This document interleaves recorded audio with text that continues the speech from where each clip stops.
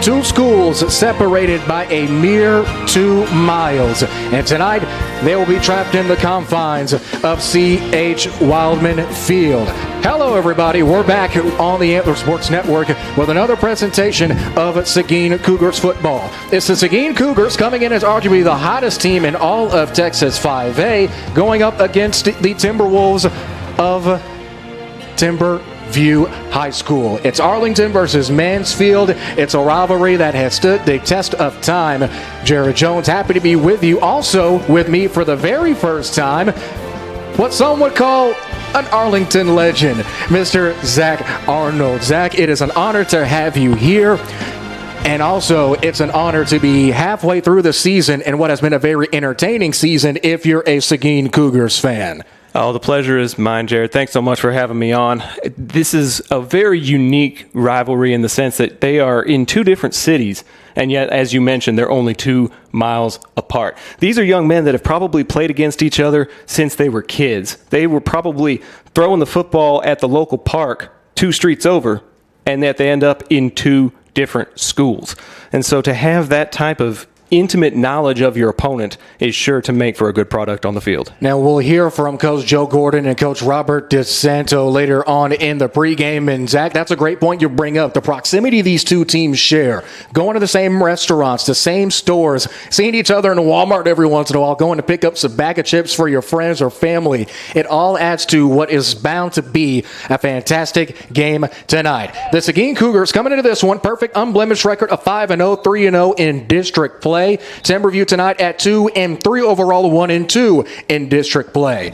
Even though both teams are on different sides of the perennial spectrum record-wise, Zach, you can attest, as you've seen pretty much every single Arlington ISD school play, Seguin pretty much has the tightest or the most difficult bunch out of the AISD schools in a very tough district. If you're Timberview or if you're Seguin, every game matters even more as we get into the dog days of the season. Yeah, the second half of the football season is when everybody's trying to make that playoff push. You're starting to come up with those magic numbers, more or less, and Seguin has the best track to get that magic number to 0, and it starts here tonight. It's going to be on the backs of their offense, who are averaging 44 points per game. It's going to be Timberview's responsibility to try to slow that down. They're only allowing in the ballpark of 17 points per game. Something's going to have to give tonight. It's going to have to give, and as we know how explosive this Seguin offense can be. We'll speak with head coach Joe Gordon about how that offense has played so far this year. But if you're Timberview, you have to feel like if anyone is going to take down these Seguin Cougars and stop this Cinderella run, why not us? If you look at the history of these two teams, they're 4-1 in the last 5 meetings with Arlington ISD schools, and face-to-face, the past 5 or 6 meetings, Timberview has won. Whether they be home or away, district or non-district opponents, the Timberwolves have had the Cougars' number in the past couple of years. So do you think that's going to add just that extra bit of moxie or macho to this Timberview team?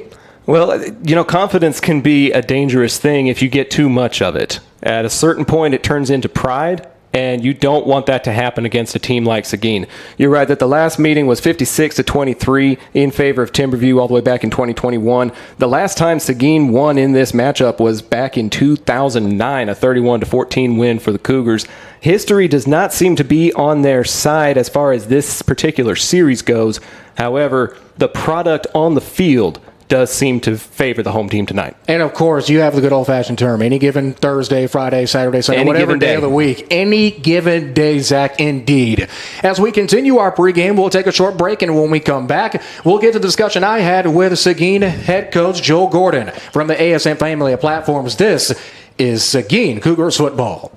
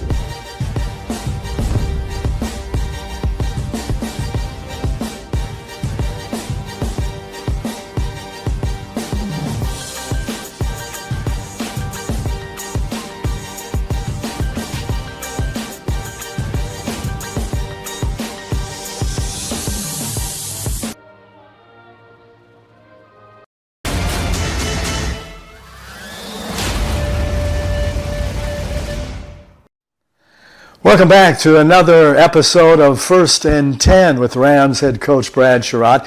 This week we are in the West Campus Library. I see a be quiet area over there because normally you come to a library and you want to be quiet, so we'll try to keep it down as much as we can. But how can we keep the excitement down for the Rams, who have started 4-0 now, first time in history?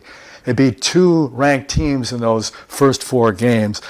Last game before the bye, which is this last weekend, the last game the Rams played was up in Goodwell, Oklahoma, against Oklahoma Panhandle State with a 49-21 Texas Wesleyan victory. In that game, the Rams 543 yards, 278 through the air, 265 on the ground. Coach, how hard is it to achieve such a balanced offense like you did against OPSU? Well, we do a good job of really just controlling the clock. You know, we really want to think run first before we think of passing the football.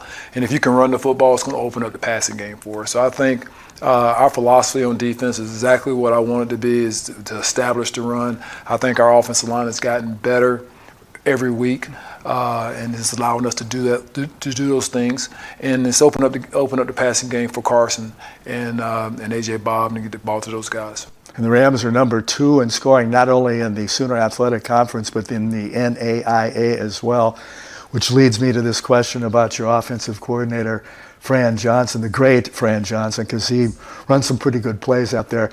So how good is it to have that balanced offense with Fran calling the plays? Well, you know, when I took this job over, you know, I definitely looked at how many points we were scoring on offense, and Fran is someone I definitely wanted to retain on his staff because I thought he did a great job.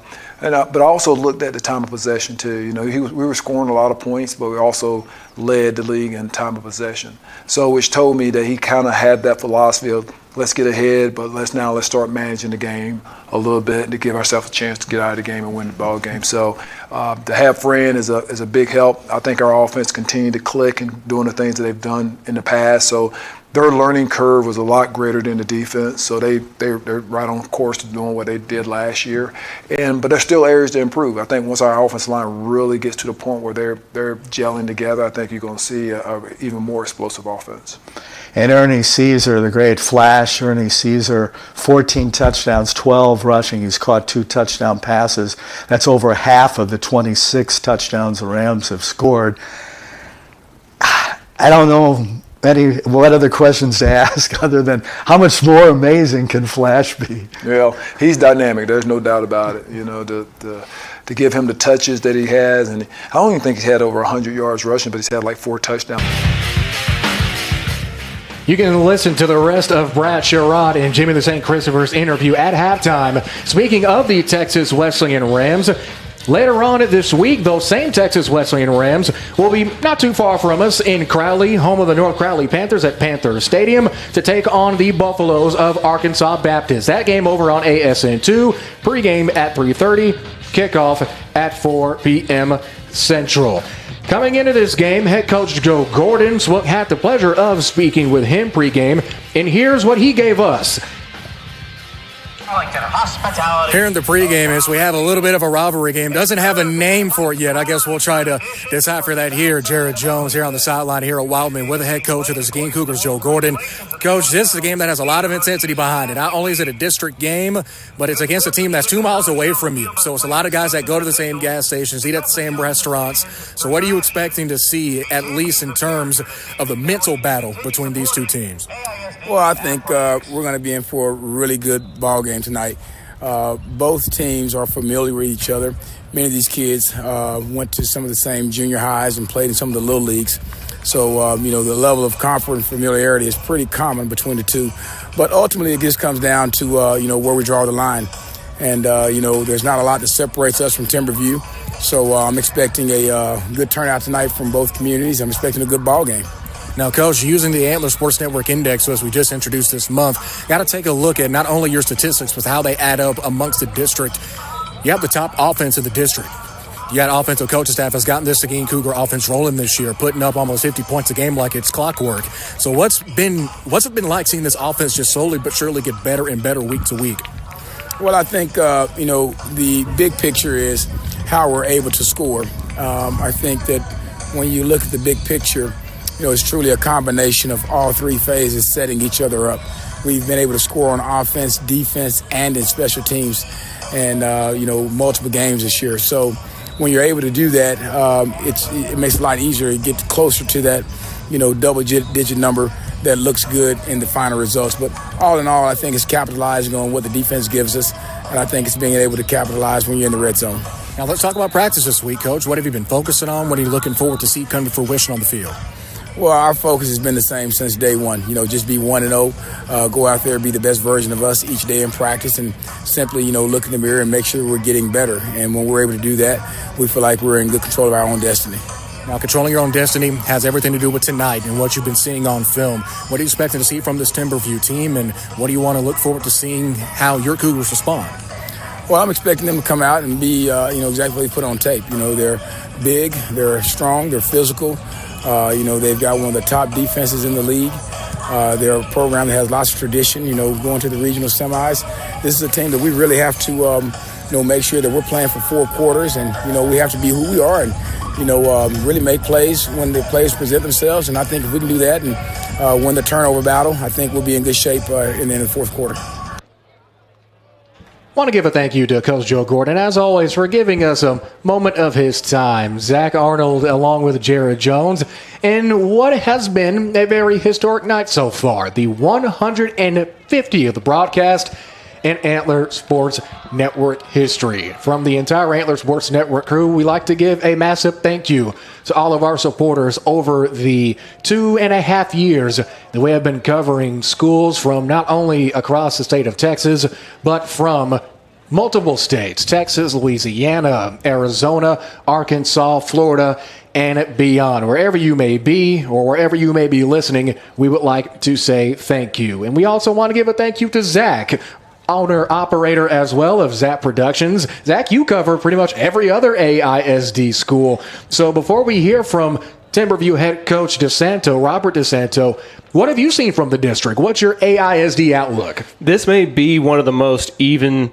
districts that we have seen in recent years, Jared. I cannot say enough about the coaching staffs that have been assembled in Arlington ISD, from Scott Peach, who's been here for several years at Arlington High, to a couple of newcomers like Joseph Sam, who's only been there for a couple of years at Bowie. What a turnaround the Bowie Volunteers have been able to have in just a couple of short years. Yes. They are 2-0 in district. Arlington is 2-0 in district. Martin is 2-0 in district. So regardless of what their overall record is, to have such strength in the city of Arlington with the undefeated Seguin Cougars, along with a few other undefeated in district in the city of Arlington, is just a great thing to see, and it's a great thing to be a part of.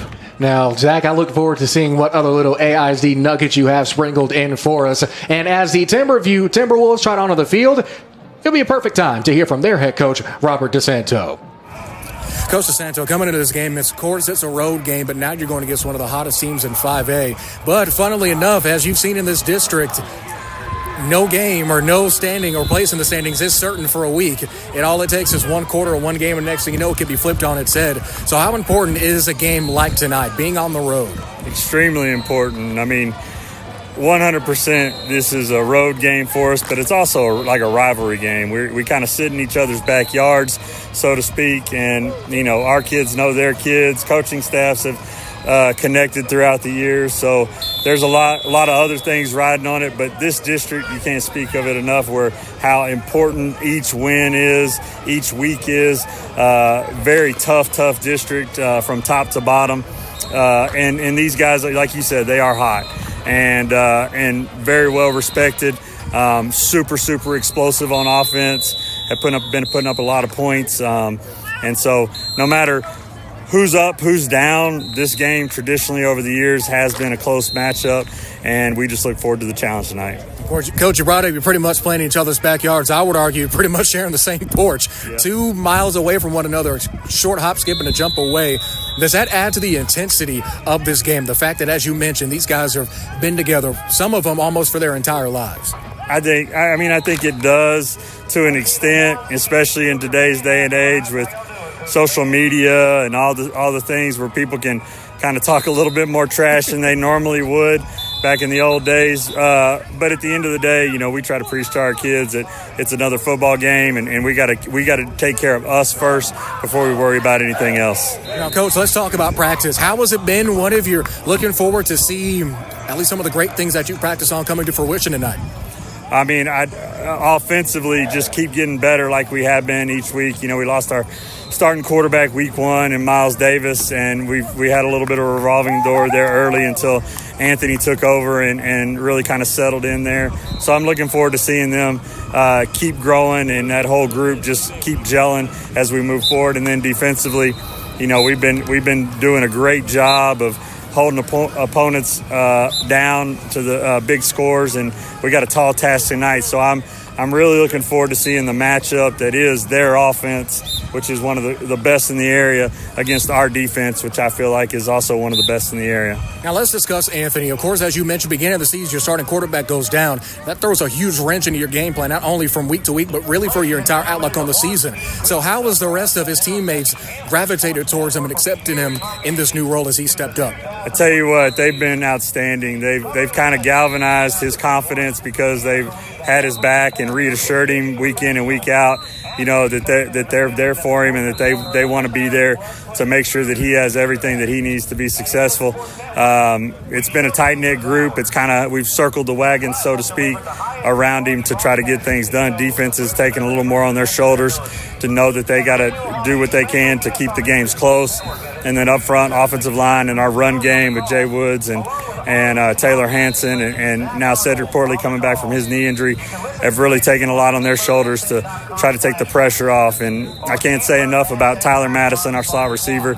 He's really taken Anthony under his wing to try to make sure he knows that, hey, whatever happens out there, you can always find me. I got your back. Now, Coach, finally, we have a bit of tradition here on the Antler Sports Network. When we speak with coaches for the first time, I always ask them this question. Even going back to your playing days or even now as a coach, what is your go-to or favorite pregame or postgame meal or food? Well, I don't eat a whole lot on game day, but I make sure that I don't eat very much whenever I order things like I ordered today, which is chicken fried steak for the kids.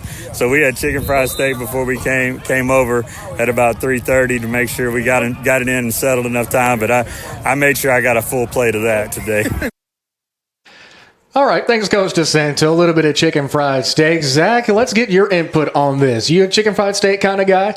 I do like chicken fried steak. I don't know if it's my go-to for game days. I try to eat pretty light, kind of like he does. And my go-to tradition before a game is a Red Bull and a prayer.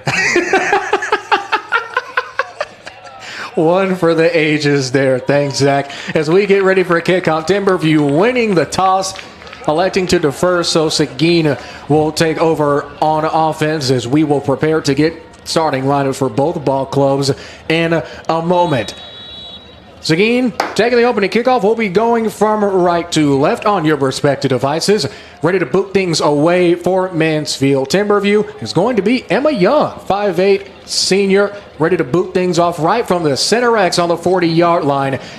Gives one final how do you do to the line, and it's a dribbler. Seguin falls on it at the 49, and now 1st and 10 for the Cougars, knocking on the door already of Timberview territory. 1st down and 10, and we have action here, Zach. So that's an interesting way to start the game. And great awareness by number 52, Dion Trust, to recognize the ball coming his direction and not try to do anything too fancy, just falls on it, and it'll give Seguin excellent field position to start this ball game. Now, this Seguin offense led, of course, by a man that we know has an absolute cannon for an arm in Chevy Andrews, Isaac Bly, the running back, Arterius Brown, the tall wide receiver, Malachi Mesh, as well as Jimani Smith, Harris, Villarreal, Robinson, Justice Wright, and Edwards, the offensive front for Seguin. And we'll get to the Mansfield Timberview defense in a brief moment. Here we go. 1st and 10, ball's on the 49-yard line. Man in motion at the bottom of your screen.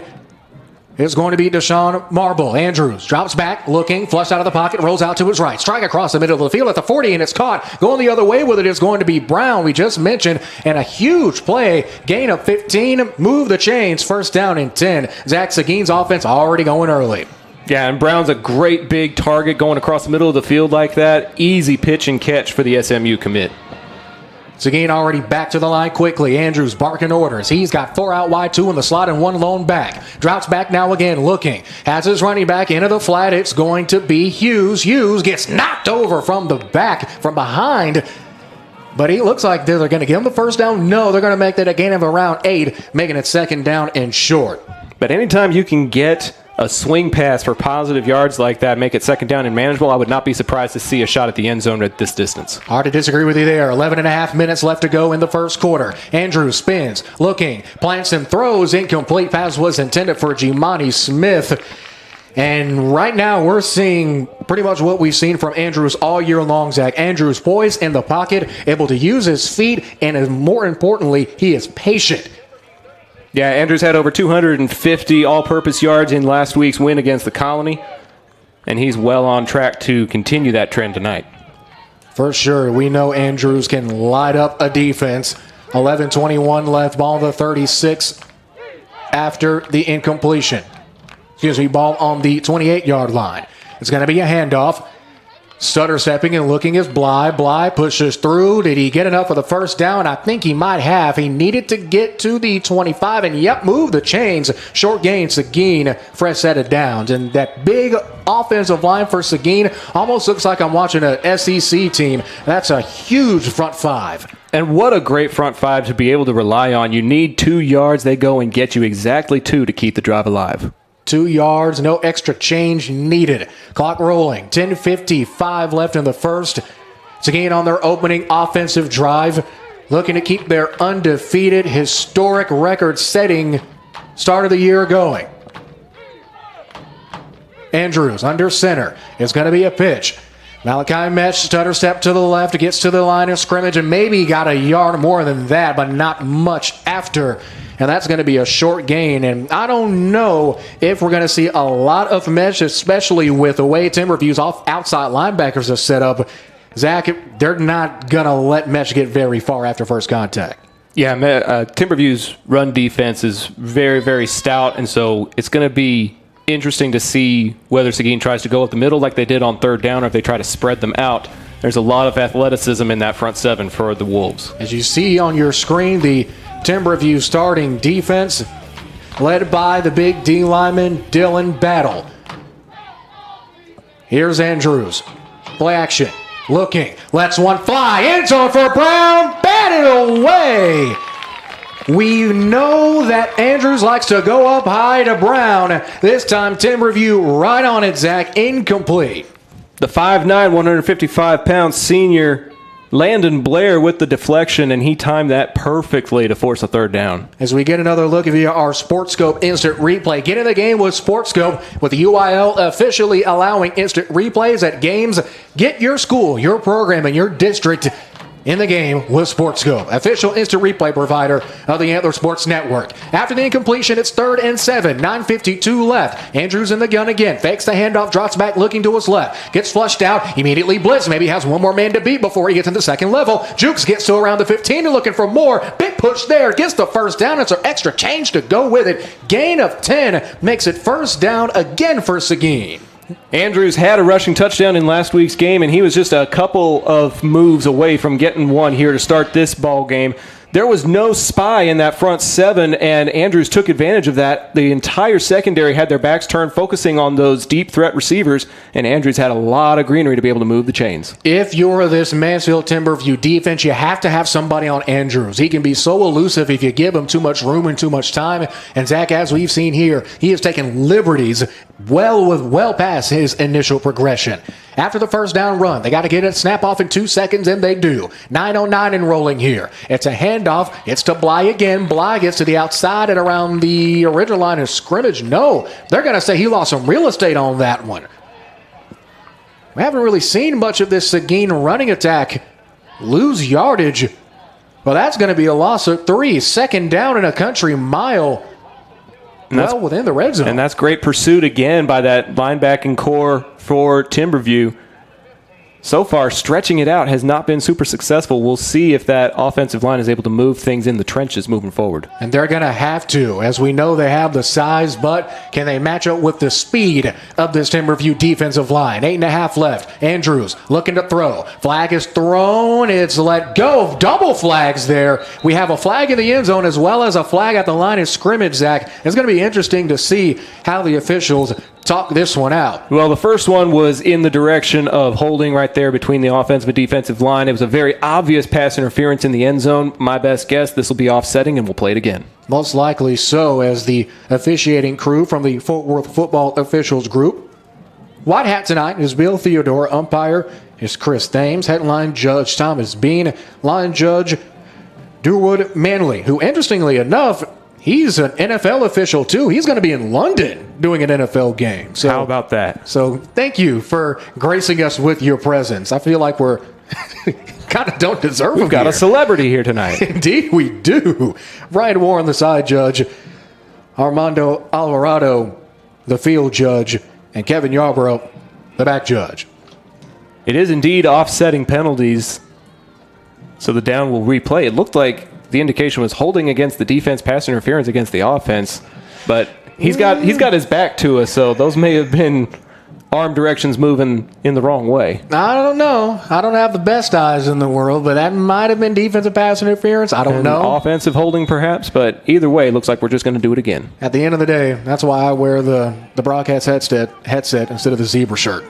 So a lot less pressure. Got that right. 8:10 left in the first. Second and 13 now. Andrews dropping back. Looking to throw. End zone incomplete. Sailing out of bounds. Intended for Smith again. And that brings up an interesting third and long situation. It's 3rd and 13. The ball is on the 15, and they have to get pretty much at the 2-yard line to get a fresh set of downs, but a very important third down nonetheless. Yeah, the last couple of plays, they've been going towards the end zone without trying to worry about the first down. Well within field goal range, I would think, but when you get this deep into the red zone, you're not thinking about 3, you're thinking about 6.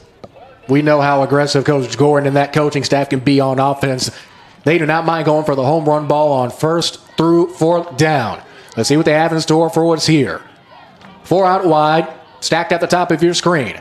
It's going to be a handoff, and not a very good one as Mesh gets bottled up into the backfield. A loss of 4, and this is going to be 4th down and a country mile as Timberview's front 5, Zach, show up again to make a big-time stop. Leading the charge was number 41, Dylan Dansby, a 5'11", 200-pound senior, celebrating the tackle for loss, and on trots the field goal unit for the Cougars. Seguin, I think this might be the first time, at least on the Antler Sports Network, that we've seen this Seguin offense take 3. And if you're Mansfield Timberview, you are extremely happy with how this opening drive has gone for your defense. With 7.5 left to go, one last substitution. They got to get it off, and it looks like Coach Joe Gordon and company is going to talk things over. That's frustrating. You don't want to take the penalty there and back you up into a tougher field goal position, but that is a waste of a timeout this early in the game. Indeed, it is a waste of a timeout, and we'll take it with them. 7:23 left to go in the first. We're scoreless. Back into Wildman Field in 30 seconds. I'm Tori Kennedy, and this is my sister, Issa Gilmore. and it pays to sub in Arlington ISD. My favorite part about subbing is just the different types of experiences you get. Getting to work with different age groups really let me experience working with younger kids and older kids and kind of figure out where I wanted to work. I felt like it was really good experience just to kind of be on my own in the classroom and being able to get that teaching experience that I would use later on in my career. It pays to sub in Arlington ISD. Jared Jones, Zach Arnold, back with you here at Wildman Field. Capacity of 8,800, opened in 1972. And what has been, Zach, a very interesting first quarter, at least opening drive, for what has been a dynamic Seguin Cougar offense, now looking like they're going to have to take 3 on their opening drive. Yeah, it's power against power, which was something we mentioned in the pregame show. Only about 17 points allowed per game for Timberview to start the season, and they're about to give up 3 possibly here. Oscar Lopez, kick is through the air. Officials give it good. So, we have points, but if you're Seguin, probably not the points that you wanted, but as they say, points are points. 3-0, 7:22 left to go. We'll be back with kickoff and the rest of the first quarter. After this, from the Antler Sports Network family of platforms, this is Seguin Football.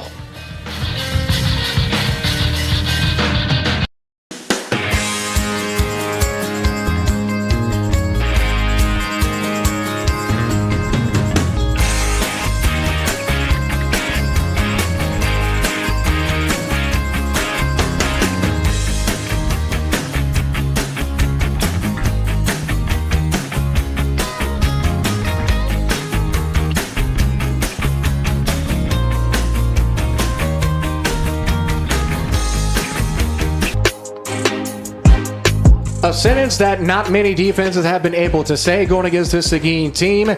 They held them to 3. With 7:22 left to go, it's Seguin 3, Mansfield Timberview nothing. However, as Lopez gets ready to boot things off, Timberview set to go for their opening offensive possession. Jared Jones, Zach the Voice Arnold in his first appearance here on the Antler Sports Network. Happy to have you with us, Zach. It has been a very fun game as Lopez boots things away. High arcing kick, not a lot of distance, going to be fielded at around the 22-yard line. Looking to turn the other direction with it and running is Timberview's Collins, as Collins has a flag thrown at the 40, 45, gets wrestled down and around the 46-yard line. And barring this flag, Timberview 2 flags, Timberview can have some pretty solid starting field position. Yeah, there's a little too much mustard on that burger there. That's not going to make it all the way to the 45, I'm afraid. Don't think so either. So as the referees discuss things, let's go ahead and take a look at the starting lineups now that we have flipped. Starting with the Mansfield Timberview offense, Anthony DeSanto, the starting quarterback. As we heard from his father, Coach Robert DeSanto, has stepped up, become a leader, leading this Timberview offense. Jalen Woods, their running back, Kason King, the tight end. Kobe Gooden, the tight end. Well, Kobe Gooden, the first receiver. Chance Collins, who we just saw on that return at wide receiver. Tyler Madison, the other receiver. Jaleel Christian, the left guard. Christian Voa, the left guard. Well, Christian, the left tackle, Voa, the left guard, as I try to read my own typing or handwriting, whichever way you want to put it. Aiden Carlisle doing the snapping at center. Gabe Henselman at right guard. And Michael Chimi at right tackle. As now the coaches are speaking with Coach DeSanto over around the 20-yard line. We'll get to the Seguin defense in a quick shake. As now, referee Bill Theodore. Holding looks like it's going to be against Timberview. And as well as illegal hands to the face against Seguin. That's another set of offsetting penalties there. Yeah, and in the case of a kickoff, that means you're just going to kick it off again. Yeah. So we'll get to take a look at Collins and the receiving cohort, Tyler Madison. Both of them deep for the Wolves, and we'll see if we can have a clean kickoff this time. Hopefully so. I'd like a clean kickoff. Zach, I'm sure you like a clean kickoff. I like a clean kickoff. I like the new kickoff style that we're seeing in the NFL, formerly from the XFL. I think in time it's going to encourage more kickoff returns at that higher up level. I look forward to seeing what that can produce. Will we see another Devin Hester-esque returner again in the league? That was a once-in-a-generation talent, I feel like, Jared. I don't know if we're going to see the likes of Hester again. Hard to disagree with you there, my friend. 7:12 left to go. So if you didn't like kickoff the first time, guess what, folks? We got it again. Oscar Lopez, a sophomore, booting things off. Pretty much the exact same kick. Takes a bounce, and it's out of bounds. So now DeSanto has an opportunity here. I have seen Arlington coach Scott Peach elect for a 5-yard penalty against the kicking team rather than taking it at the 30-yard line, but it looks like DeSanto's just going to take it at the 30. Can't really too much blame him there. And let's take a look at the Seguin defense that is going to be trying to stop DeSantos and company. Dion Truss, Caleb Wright, Adrian Contreras, the defensive lines at defensive end, nose guard, and defensive end respectfully. Jaden Domino, Lacorian Hodge, Jacoby Perkins, and A.J. Horse, the linebacking core. Jordan Chris and Cariel Brown, the corners. Demarion Ross and Jacob Bly, the safeties. So we have 1st and 10 now. Timberview, their opening possession, and once again, the Yellow Hankies fly. Unabated to the quarterback on that right-hand side of the defensive line. It looks like this was something that I noticed in the game against the Colony last week, Seguin was penalized 10 times for 87 yards of field position. That is something that they're going to need to clean up if they're going to stay undefeated. Most definitely. 80 yards, that's almost an entire field of easy offense. Not to mention what you generate, of course, in regular play in between the lines with 7-11 left to go. If you're just tuning in, you probably had enough time to stop at a 7-Eleven, get a Slurpee or hot dog or a bag of chips since we've had a play from scrimmage. We've seen offsetting penalties in Seguin's opening drive, offsetting penalties on the following kickoff, a penalty, an illegal procedure penalty on the kickoff after that, and now a penalty on Timberview that pushes them back. 1st and 15. Handoff is going to be along the left hash, bottled up by a host of Seguin Cougars there. On the carry, getting his first carry of the contest, it's going to be Jalen Woods. He isn't going to get very far. Officials will give him no gain, it appears. So 2nd and 15 for Timberview. Yeah, and Woods is a D1 talent. He's got an offer from Bowling Green, but he's going to need to find some holes from that front five if he's going to be productive tonight. Member of the class of 2025. After no gain, 6:40 left to go. Man in motion for Timberview is Tyler Madison. They hand it off to Woods again. Woods rumbling, bumbling, stumbling down at the 25. Are they going to give him no gain again? Yep, he didn't gain a single yard. They might have even given him half a yard. It's going to be 3rd down and I-20 to go on the opening drive for Timberview. One of the men in on the tackle there was number 10, Jacoby Perkins. And when you can get a linebacker to make that kind of a push on the line of scrimmage, good things tend to happen for your defense. You can say that again. 6:10 left in the first. Seguin looking to get a huge stop here on 3rd and long. DeSanto in the gun, puts Woods in motion. He's out for the bubble. It's caught around the 25. Jukes left, now Jukes right. At the 30, isn't going to get farther than that. He gets brought down after a gain of 4, and it's 4th and long. Seguin's defense steps up and is going to get pretty good field position as the punting unit trots onto the field for Timberview. Yeah, Cariel Brown in on the tackle. Perkins going out there with him. That's just good closing the gap in that open field, and Timberview will have to punt it away. One thing to note, at least from what I've seen from this Seguin defense, their ability to open field tackle. People don't really talk about how important that is when you have dynamic skill players like Jalen Woods as well as Tyler Madison and the rest of the explosive offense that Timberview has. To tackle them with one guy in the open field and bring them down immediately, no extra yards, can't beat that with a stick. Punt is high in the air, takes a Timberview bounce, and it'll be out of bounds at around, let's mark it the 33 or 32-yard line. Either way, it's going to be 1st and 10 Seguin. Not as good a field position as they had to open the drive, but field position, schmeal position. Honestly, it's probably just a little more room to work with for Chevy Andrews. We've seen him take a couple of deep attempts, and now he's got some more greenery for his receivers to get behind that Timberview secondary. As we know, we've already seen Andrews not afraid to throw the sucker in the air and let it fly. 5:14 left. Seguin looking to get a little bit more than 3 points. Their last offensive drive had to burn a timeout trying to get the field goal unit on the field. Andrews under center. Handoff now. Open field at around the 35-yard line is going to get maybe around 5 or 6. On the carry is going to be Isaac Bly. Let it Bly, as we always say. Short gain is going to bring up a 2nd and medium. But staying in front of the chains is important to be able to mount an effective drive. If you can get 2nd and 6, 2nd and 5 on the regular, good things will tend to happen for your offense. And that's what Seguin's run attack has pretty much been for them. But as we've seen, Zach, from the Timberview defense, specifically that defensive front, as they're looking to send some extra heat, they are not afraid to get in the trenches. It's a handoff to Bly again, and he trips up, gets brought down. I don't know if we give that to the turf monster, Bly's own offensive lineman, or to Timberview's number 99, Dylan Battle. I'm not 100% sure. Either way, that 6'3", 305-pound senior, that's a lot of human being to move.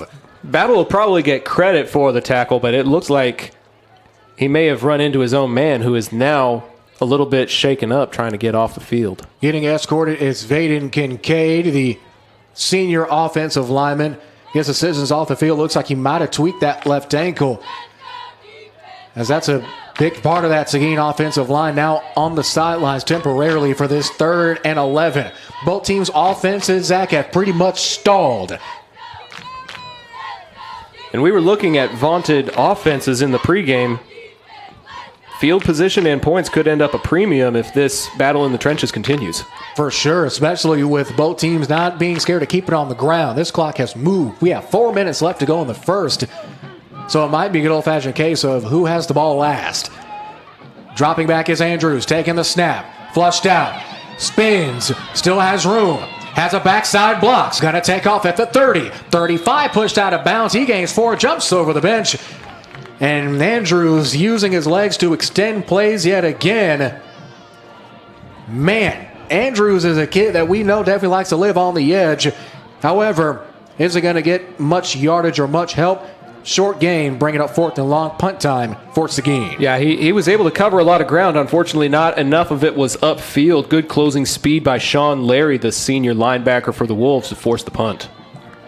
Back deep to receive is going to be Woods. At least that appears to be Woods. Timberview in the heather gray uniforms with the maroon numerals and lettering with a thin black trim.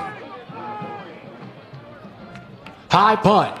We've already seen a fake punt from them and a high quick boot from Malachi Mesh. This gets a very good Seguin roll. Turns out around the 25 and gets fielded at the 24.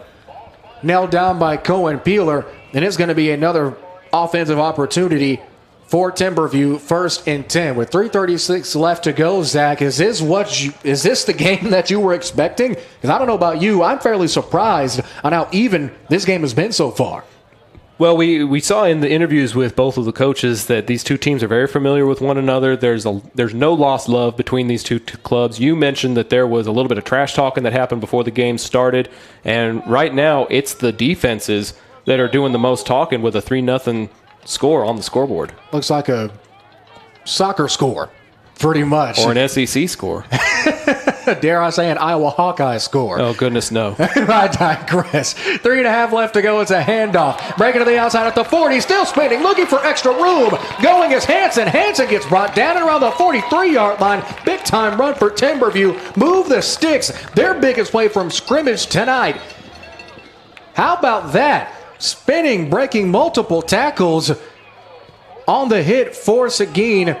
Getting the finishing hit is going to be number 21, Demarion Ross, the junior safety, saving what probably could have been 6. Timberview rushes to the line. They're going to give it to Hanson again. Hanson gets to the 45, and not much farther than that, my friends. It's going to be a gain of 4, 2nd down and 6, and knocking on Seguin territory. It will be the first time this evening that they get into Seguin territory if they can get those final few yards. Coming under 3 minutes to go here in this opening frame, they need some momentum to stay in this. And maybe this previous play, as we take another look at it again, could be the momentum shift that they needed. Here on 2nd and 6, 2:40 and counting. Man in motion. Handoff to Woods. Woods breaks across midfield, runs through, but getting brought down at the 45 on the 2nd level is going to be Lacorian Hodge, as Woods showing that Division I muscle. Taking another look at that run here. And now looks like Timberview is going to try to slow things down a bit. Looks like they're trying to get this Seguin defense where they want them and figure out a way to capitalize. However, clock still moving. We're approaching the 2-minute mark in this first quarter, Zach.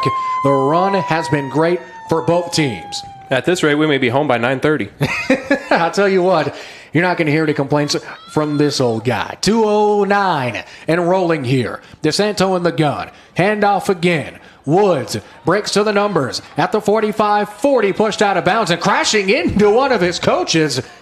That may have been a member of the chain gang that went down. We saw a chain gang member get knocked over. We saw an assistant coach. Zach, are you sure you're okay over there? Did he happen to knock you down? I mean, he was a yard or two away from me with that kind of momentum. I used to be a ball boy here in Arlington ISD, and you were supposed to hug the hip of the officials, but if you hug them too closely, you're right there on the action, and I've had many a bruised knee from being that close to the action. A hard-fought gain of 3 and a little bit of PTSD from our guest, Mr. Arnold, tonight on that last run from Woods. They hand it. No, it's going to be a fake. It's going to be a throw to the outside, looking for room is Madison. Madison has space along the 25, knocked out of bounds at around the 17 or so yard line. 1st and 10, move the chains for Timberview again. And good balance on the offensive approach. You run it a couple of times. You've got 3rd and manageable. You go with the bubble screen pass. You give DeSanto a little bit of confidence there in the backfield, and they are knocking on the door of the red zone. 1st and 10. Ball's right on the 24. So if you're not on the doorstep, your foot is at least in the door, not fully in the house yet, though. 154 after the completion. They hand it off to Hansen. Hansen looking for room at the 20. Gets brought down at the 18. It's going to be a short yet solid gain, Zach. And as we talked about when Seguin had the football, if you can start on first down and get a solid gain of 4 or 5 and bring up second and medium, that's a darn good way to start with a fresh set of downs. It is indeed inside the red zone now. Let's see if they can answer a field goal with a touchdown. DeSanto hands it out to Hansen again. Hansen just outside of the left hash, brought down at the 15. Will that be enough for the first? Still waiting. No, he's going to be maybe the length of the football short. And now third down in the hair of a Timberwolf, I guess you can say, to go. DeSanto has a lone back. Handoff. Got the first down and looking for more extra change is Woods. Move the chains inside of the 10. It's going to be first and goal for Timberview. The Wolves are having a lot of success going up the middle. The anchor for that is the captain, number 55, Tristan Voa, helping lead the charge. And it looks like we have a brief stoppage. Seguin is going to take a timeout. That's their second timeout. They're only going to have one more to go for the rest of this first half. And as Coach Gordon and company talks things over, we'll give our sponsors a chance at a message. Back in 30, 105 left to go. Seguin up. However, Timberview threatening. Back after this on the Antler Sports Network.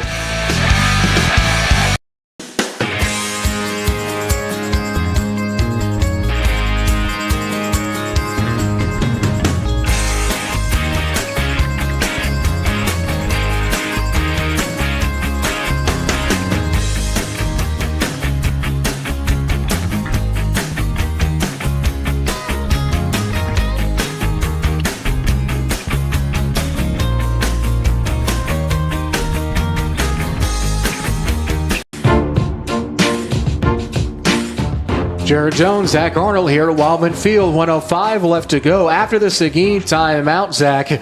Coach Joe Gordon and company wanted to talk things over, trying to stop the bleeding in what has been a great drive for the Timberwolves. Yeah, as I mentioned, Voa, number 55, and then number 52, Aiden Carlisle, the center. They've been having a lot of success on that left-hand middle side of the offensive line so far. Shotgun snap. Flag is thrown pre-snap.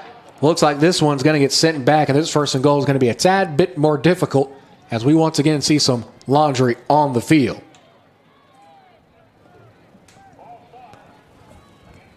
False start called against Timberview. That'll push them back a couple, but it will remain first and goal. Ball is placed on the 11-yard line. Timberview going from left to right on your respective device. DeSanto in the gun. Has a back and 2 out wide. They hand it. No, it's going to be a keeper. Batted down and almost picked off. Getting a hand on that was Ross. At least that's what it looked to appear to be. It was indeed. Demarion Ross, first team All-District last year, got an offer from the Lamar Cardinals, and he's showing why. Great awareness, not biting on the play action, and almost getting the turnover. Well, it's fair to say, I think he might have a spot on the basketball team. If he can swat down a pass like that, imagine what he could do to a fast break layup. Second and goal. Ball's on the 11. After the batted down incompletion from Ross. Handoff to Woods. Woods breaks to the outside. Jukes to the left. Still going. Spun it around the 8 or so. He'll get brought down at the 6. A much more manageable third and goal. Timberview continuing to threaten. Seguin, however, showing that they can try to hold this rushing attack. However, Zach, Woods has been a man possessed during the early going tonight. Woods has been fighting really hard, but Preston Randall, the junior linebacker, was able to fight back and get the tackle before he could get much further. That linebacking core with LaCorian Hodge and company, that second level of that Seguin defense is going to be important as this night goes on. Hand off to Woods again. Stutter stepping, bringing him down. Just brought him up. Coming up with the hit is Jaden Domino, the senior linebacker, tight end. Bring it up, fourth and goal. Big time hit. And we were talking during the break about how there were some moral victories about Timberview forcing a field goal, and as we get ready to close the quarter, to force Timberview to a field goal and Seguin being forced to a field goal, it's a good first quarter of action. It has been a fantastic first quarter. 1 down, 3 to go. It's been a defensive slugfest, 3-0. We'll come back with a second after this from the ASN family of platforms. This is Seguin Cougars football.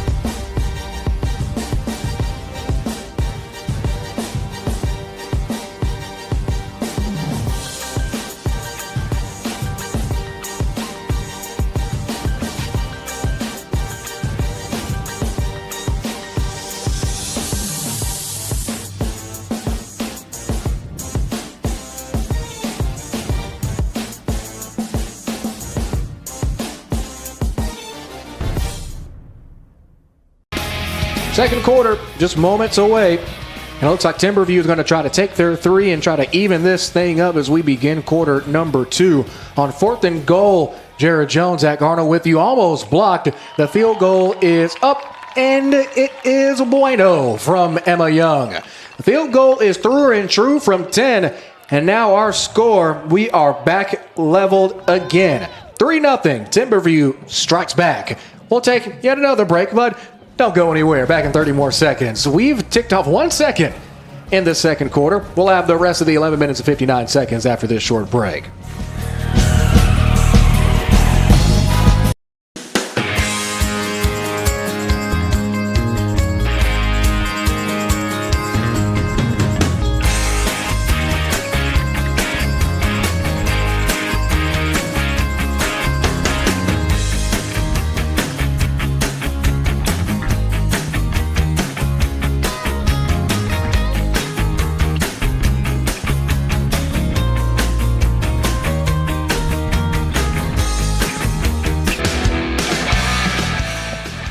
Seguin's defense holds them to 3, so we're leveled at 3. 11:59 left to go in this second quarter.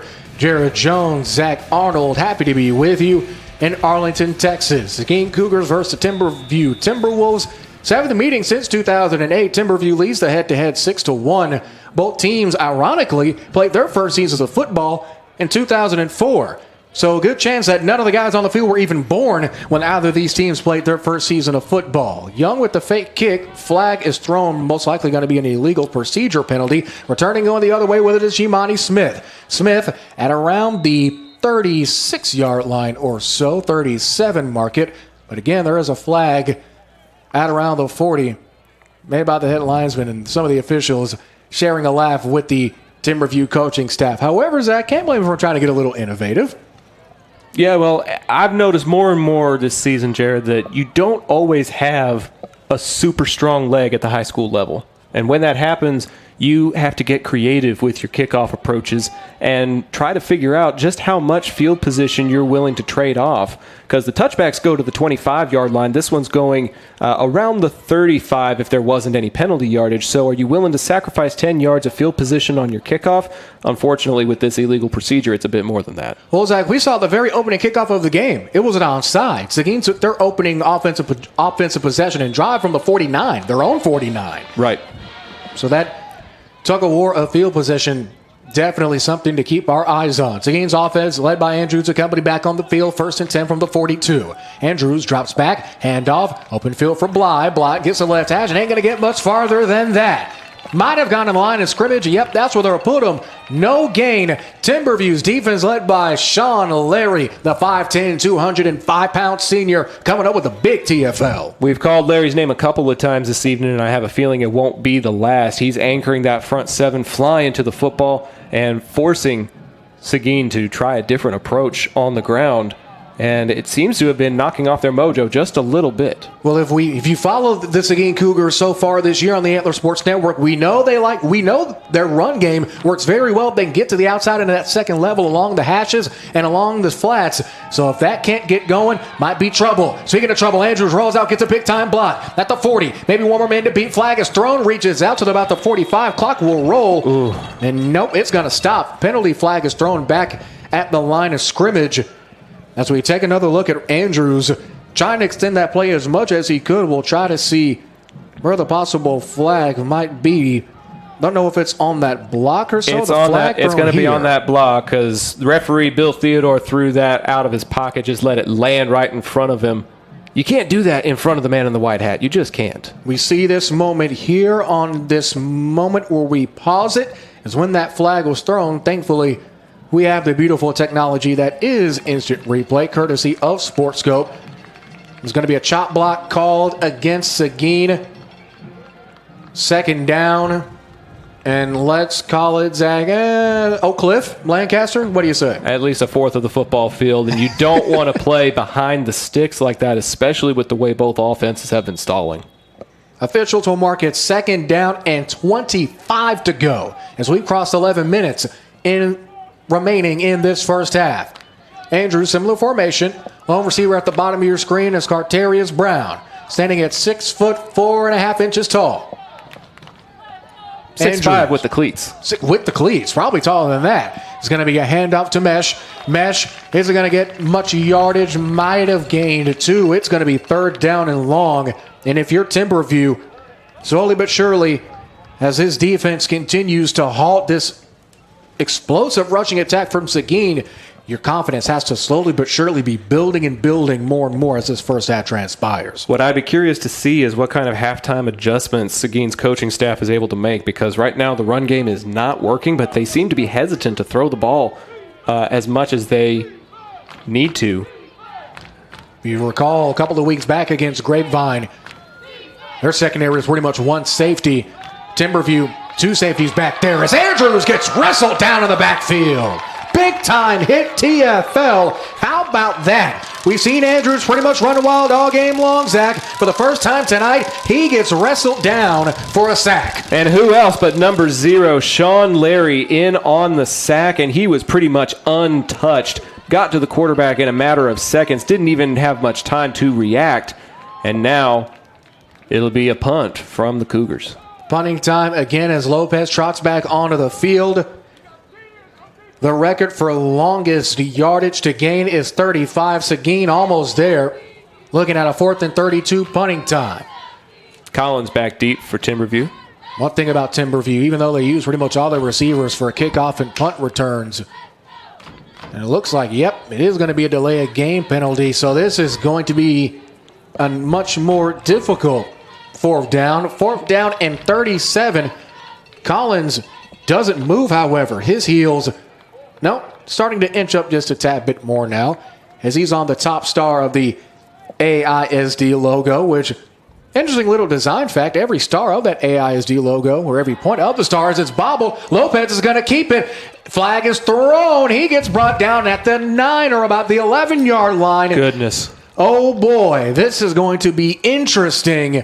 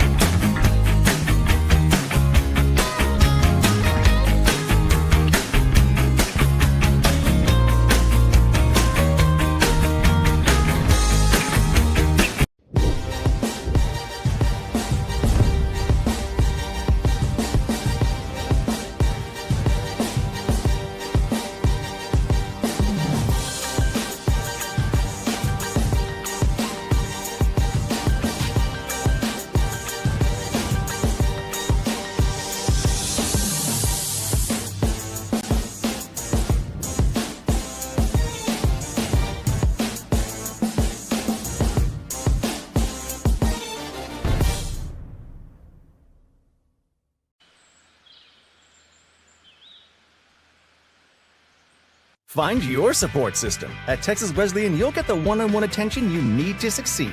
Texas Wesleyan, small classes, big scholarships. Now that's smaller, smarter.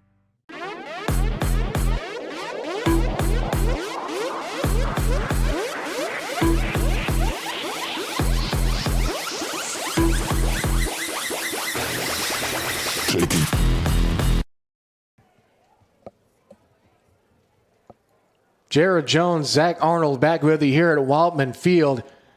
After the altercation, we have been pretty much placed at a standstill, Zach, for the past, let's say, 2 or 3 minutes as we await to see. Fair to say, multiple flags were thrown. We're going to see multiple penalties and possibly see some ejections as well. As you have any info for us or some insight? The great Yadi Pagan, PA announcer for tonight's game, is texting me updates. I have a couple of numbers, but I don't know for which side of the ball, but there have been ejections. We'll just have to wait and see. During the break, both coaches were able to pull their entire units together on their respective sidelines and have a deep, intimate conversation about how this is not your type of football. And Zach, we heard from both coaches how intense, how intimate of a contest this is. I can't stress this enough, ladies and gentlemen. 2 miles, a 5-minute drive is all that separates these two teams.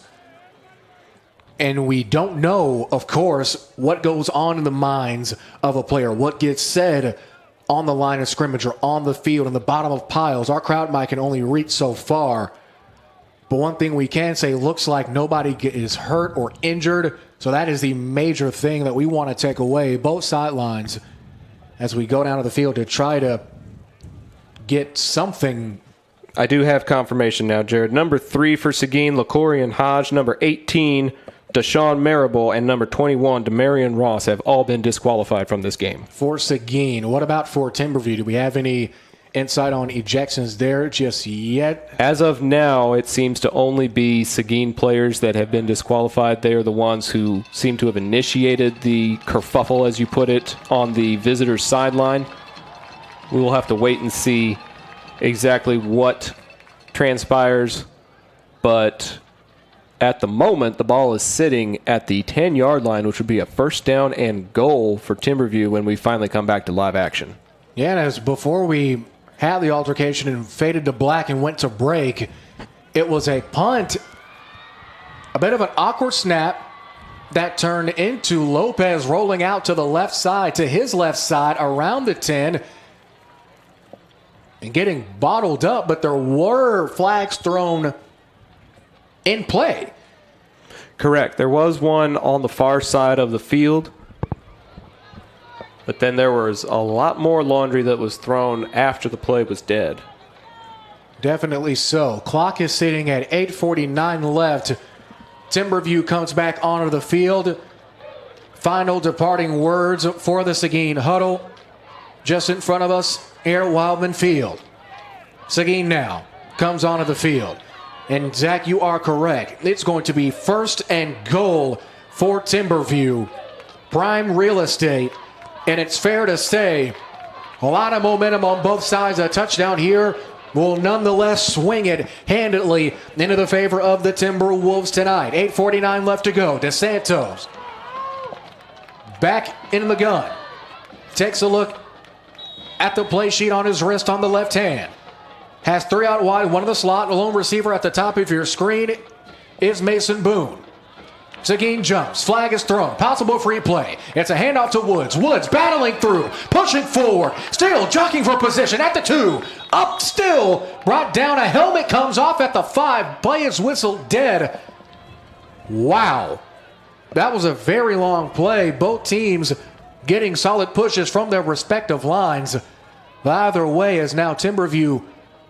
And it looks like that's the previously aforementioned Mason Boone urging the Timberwolves to calm down and breathe as tempers, as we've already seen, are flared. And Zach, this game I only expect is going to get more and more chippy, and the margin for error is only going to shrink as this game transpires. Oh, absolutely. And we mentioned that Seguin was guilty of several penalties in last week's game against the Colony. You don't want to see the yellow flag being the difference maker in what's happening on the field. These young men need to settle down and play between the whistles. I 100% agree with you there. 8.5 left in the first half. DeSanto, handoff to Henson. It's an end zone. Touchdown, Timberview. The Timberwolves strike first. After an eventful 3 or 4 minutes of action, we have our first touchdown of the game as the Ratchets begin to rattle below us here at Wildman Field. Wow. Attacking that left-hand side again, going behind 52, Aiden Carlisle, and 55, Tristan Voa. A lot of success here in the first half for Timberview on that side of the offensive line. Kick is up and away, and it is good. Timberview swinging momentum in their favor.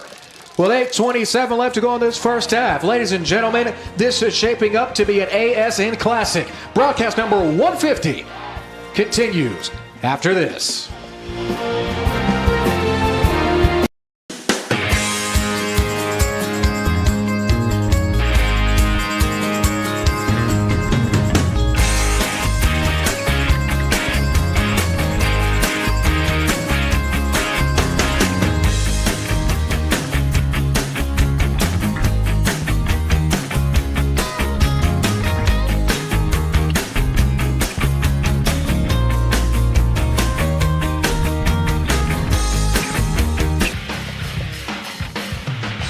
Jared Jones, Zach Arnold, Wildman Field is the place. Timberview, Seguin is the game. Okay, quick short break. Had a chance to catch our breath. Can we get to some normalcy, please? I would appreciate that. My mom has a saying, Jared, normal is just a setting on the dryer.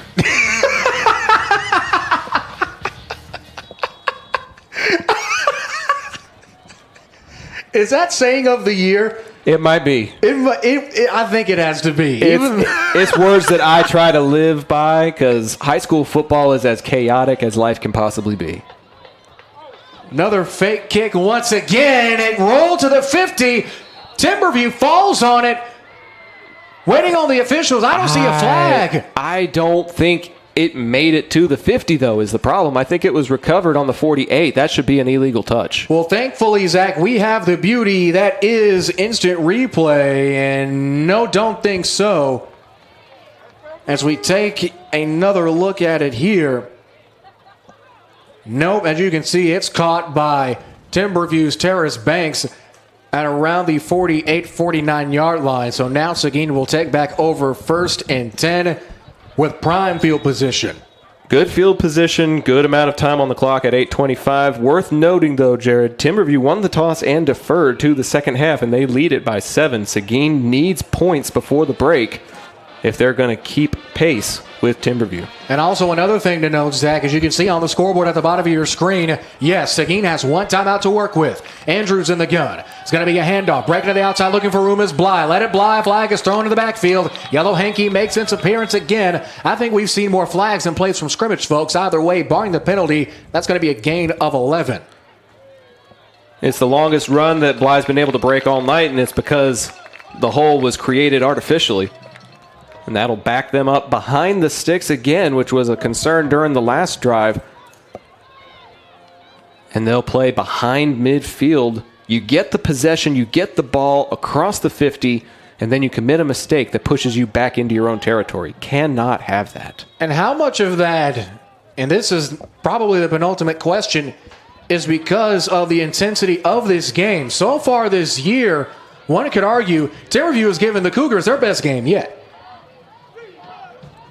You would expect nothing less when these two teams are so familiar with one another, both regionally and in the district. Andrews rolls to his left. Chased by a host of Timberwolves, a pack of Timberwolves, if you will. Turns the corner, gets to around the 45, brushed out of bounds. Gain of 4 is going to make it second down in a country mile. About 16 to go as we await the official spot. He's able to do good work, Andrews, getting out of the pocket, making the most out of nothing. But you've got to move the ball a little further forward if you're Joe Gordon and this offense. So we take another look at that kickoff from Timberview that pretty much set them up in this position. Of course, as Zach, as you mentioned, you got to get it to the 50. Timberview, however, picking it up maybe a yard or two before that Seguin looking to make them regret that mistake on this 2nd and 16. Andrews looking to throw, and he does know it's bobbled. Incomplete pass. Wow. The Seguin offense continues to stall, something we haven't seen all year long. 3rd and 16 to go with 7:55 left to go in the first half. Yeah, Bly had a couple of blockers downfield, but he just did not look in the pass. There was a little bit of pressure in the face of Andrews there. That's typical when you try to run the screen pass. You're intentionally letting the defense go after the quarterback so you can toss it behind them. It was either a faulty pass or Bly just felt the shadows behind him and didn't finish the catch there. Timberview's fans letting the Seguin offense hear it here. Andrews has a block and gets bottled up at the 40. Losing yardage, getting muscled back on the TFL. Dylan Dansby. Dansby with a big-time play. 4th down punt time coming up for Seguin. 5'11", 200-pound senior number 41. And right now, it is Timberview's front 7 that is winning in the trenches. We've called several defensive linemen's names. We called Sean Larry's name a couple of times, getting in the face of the quarterback. Right now, power against power in the trenches is going in the way of the visitors. Indeed it has. And Zach, one thing that I love that you mentioned, the halftime adjustments, they are going to be pivotal. Both teams definitely have things that they need to work on. But, of course, at the end of the day, the scoreboard might dictate it more than anything. Bly, sidewinding punt. Is going to be taken out around the 28-yard line. Juking to the left now across the middle of the field. Looking is Woods. Woods gets bottled up, brought down by Brown. Cartavius Brown, the senior wide receiver, on the tackle. Now a 1st down and 10 for Timberview. And pretty much default field position. As we talked all night long on how important field possession is, can we call this default field position for lack of a better term? We might as well. It's been pretty par for the course, but I have to give credit to Timberview's defense. That possession for Seguin started on the other side of midfield, and if you're playing NCAA 25, that's almost a guaranteed touchdown every time. And yet they were able to get a 3 and out. Very impressive stand by the defense there. Take another look at that big-time hit there by Dylan Dansby. Coming over the TFL and forcing the Seguin punt. It'll be a fresh set of downs for Timberview. 7:15 left to go. We'll get into a little college football 25 talk at the break. Oh, absolutely. We'll save that for the half, folks. It's going to be a shovel pass. Turning the corner, looking for spaces. Madison again. Madison, gain of around 3. No, they're going to give him a gain of 2, if that. It's going to be 2nd down and long. We've talked all evening long in this first half how important that 1st down is, getting as much yardage as you can. Don't have to go for a home run ball, and a gain of 5 is pretty much all you need. But they're going to say no gain. It's going to be 2nd and 10. Yeah, Horace will get credited with the tackle, but the receiver stumbled before he got back to the line of scrimmage there. They hand it off to the bell cow. And looking at open field is Woods. Woods at the 40, 30, 25, 20. Pick up the phone, folks. House call. Touchdown, Timberview. The Bowling Green commit does it again.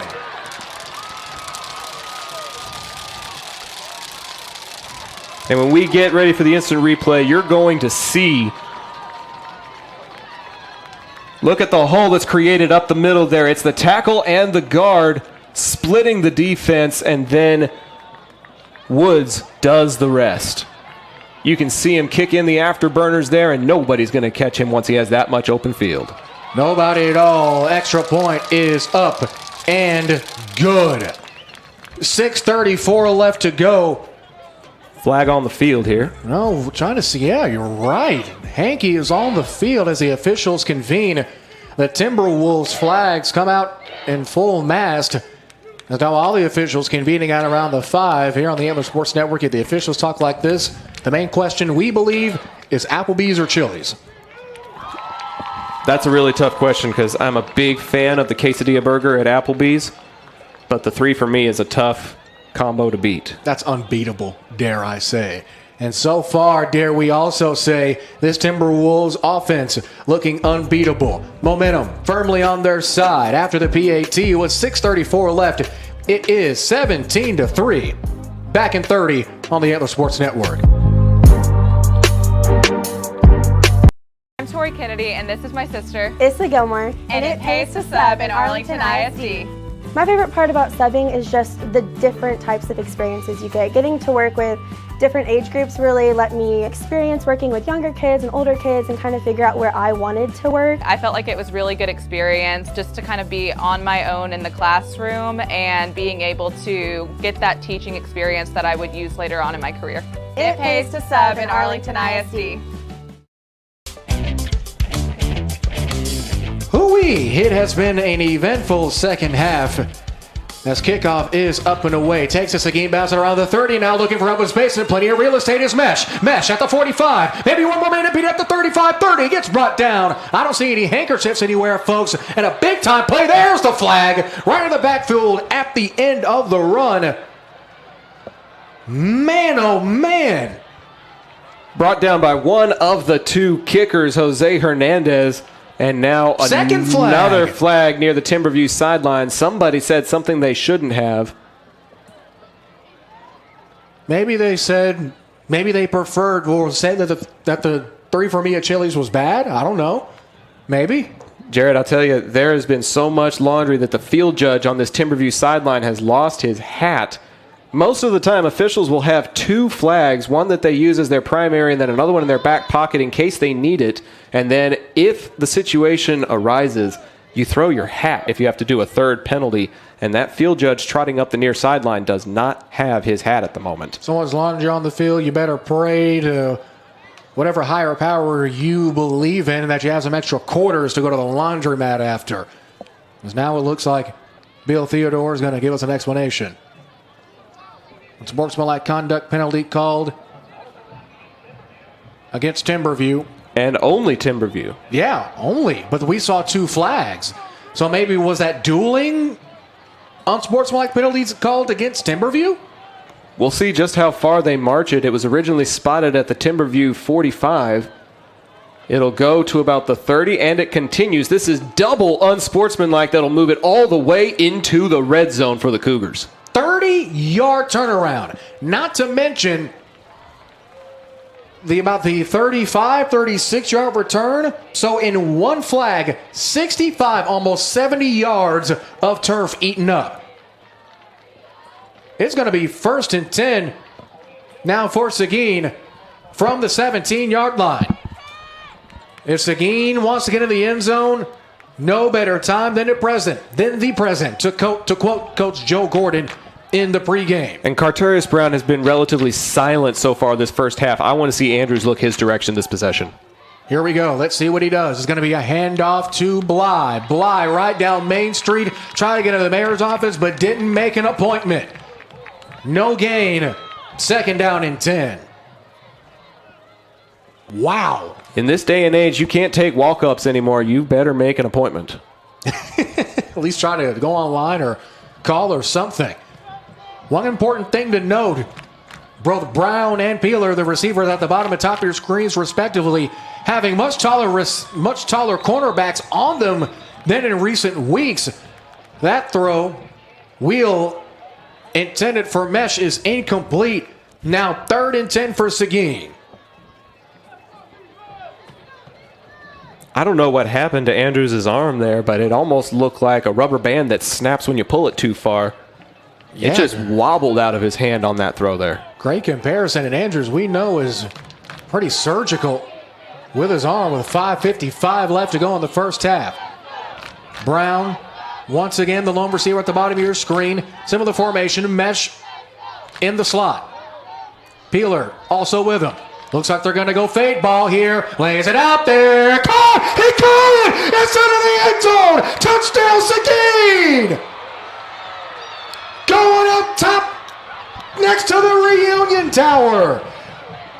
Cohen Peeler scaling the elevator. Seguin gets into the end zone. Into double coverage, and it does not matter as Peeler high points that to get Seguin back in it. Thankfully, we have the beauty of instant replay. Andrews with a perfect pass and a perfect catch for arguably play of the night. 5:46 left to go. Seguin breathing life into this game. As we await the PAT from Lopez. Doing the holding is going to be Jimani Smith. Great snap. Great hold. Kick is up. And it's bueno. It's a 7-point ball game with 5:46 left to go. Seguin striking back. Down 7. Back in 30 from the ASM family of platforms. This is Arlington Seguin football.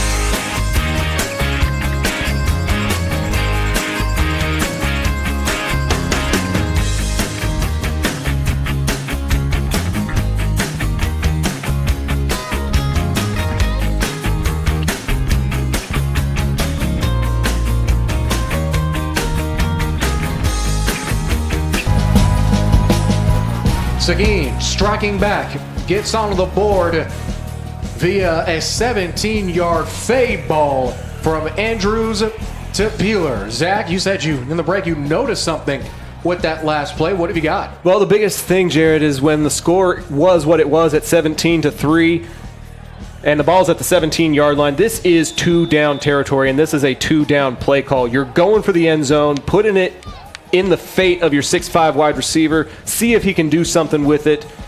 Fortunately, Andrews places it perfectly, and he is able to do something, but if he didn't, I feel like that's 2-down territory. Indeed it is, Zach. Fantastic point. Great analysis there as Lopez's kick goes out of bounds. Hankey is thrown. A little bit more pushing and shoving yet again. That's Temper's flair once more. The emotion brewing through both ball clubs. 5:46 left to go. And Timberview once again, give me a nickel or you a nickel every time we say field position. Fair to say we're both going to retire pretty soon, as now Timberview gets prime field position after the illegal procedure penalty. Yeah, after Peeler got his big emotional touchdown just moments ago, the very first thing the referee did was put his hands up in the air to signal touchdown. The second thing he did was point to the Seguin sidelines and tell him to go back to his teammates. They are going to be playing with a very short leash for the rest of this game, Jared. Going to be interesting to see how short of a leash that is, with plenty of football left to play. We're sitting at 5:46 left to go in this second quarter. DeSanto takes a snap. It's going to be a handoff and not very far on the run from Henson, as Henson's a bit slow to get up. Gain of about 4, and he pops back up. Henson, the 5'11", 175-pound junior.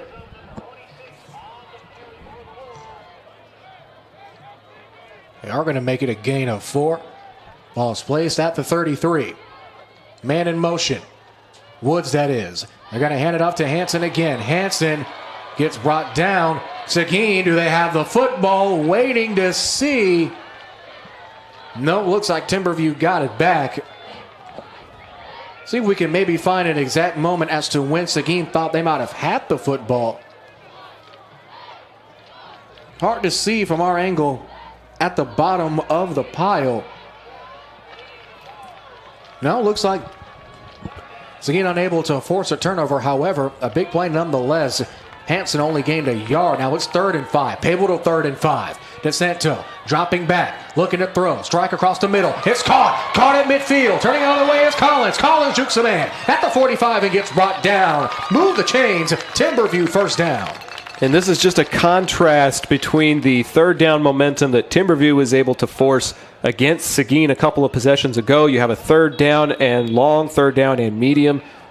Timberview was able to get the sack on the defensive side, and on the offensive side, they moved the sticks into plus territory. This has been a game of yards, mere centimeters almost.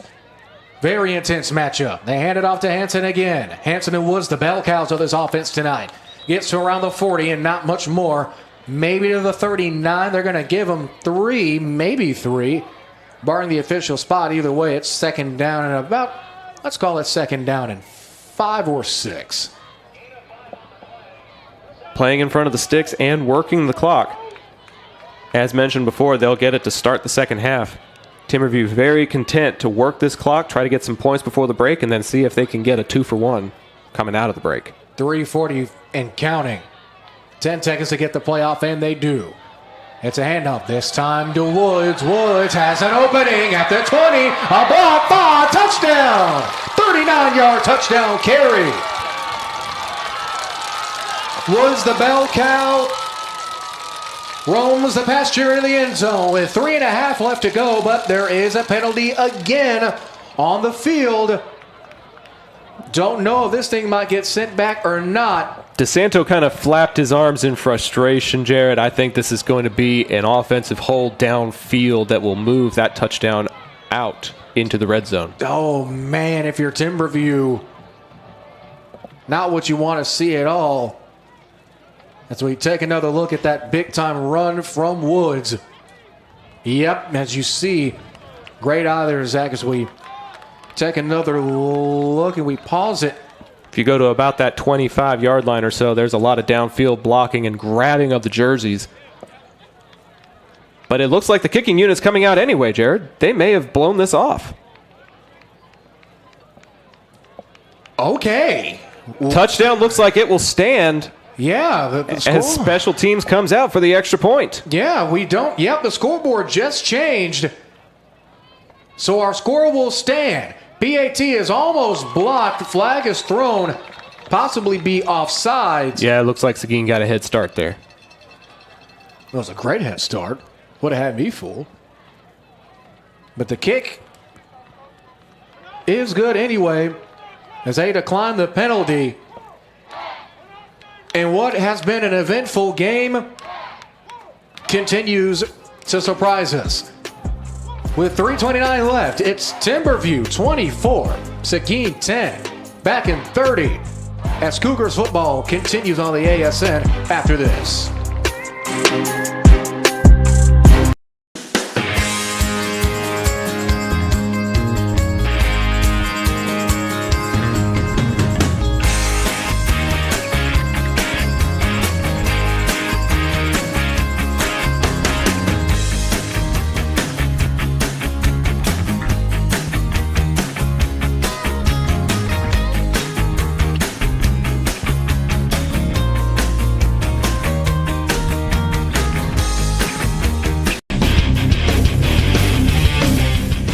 Jared Jones, Zach Arnold, happy to be with you on broadcast number 150 of the Antler Sports Network in what has been an ASN Classic. 3:29 left to go. Timberview on the road in this pivotal district matchup, up 24-10 here at Wildman Field. And it looks like the penalty might have stood from that last touchdown run from Woods.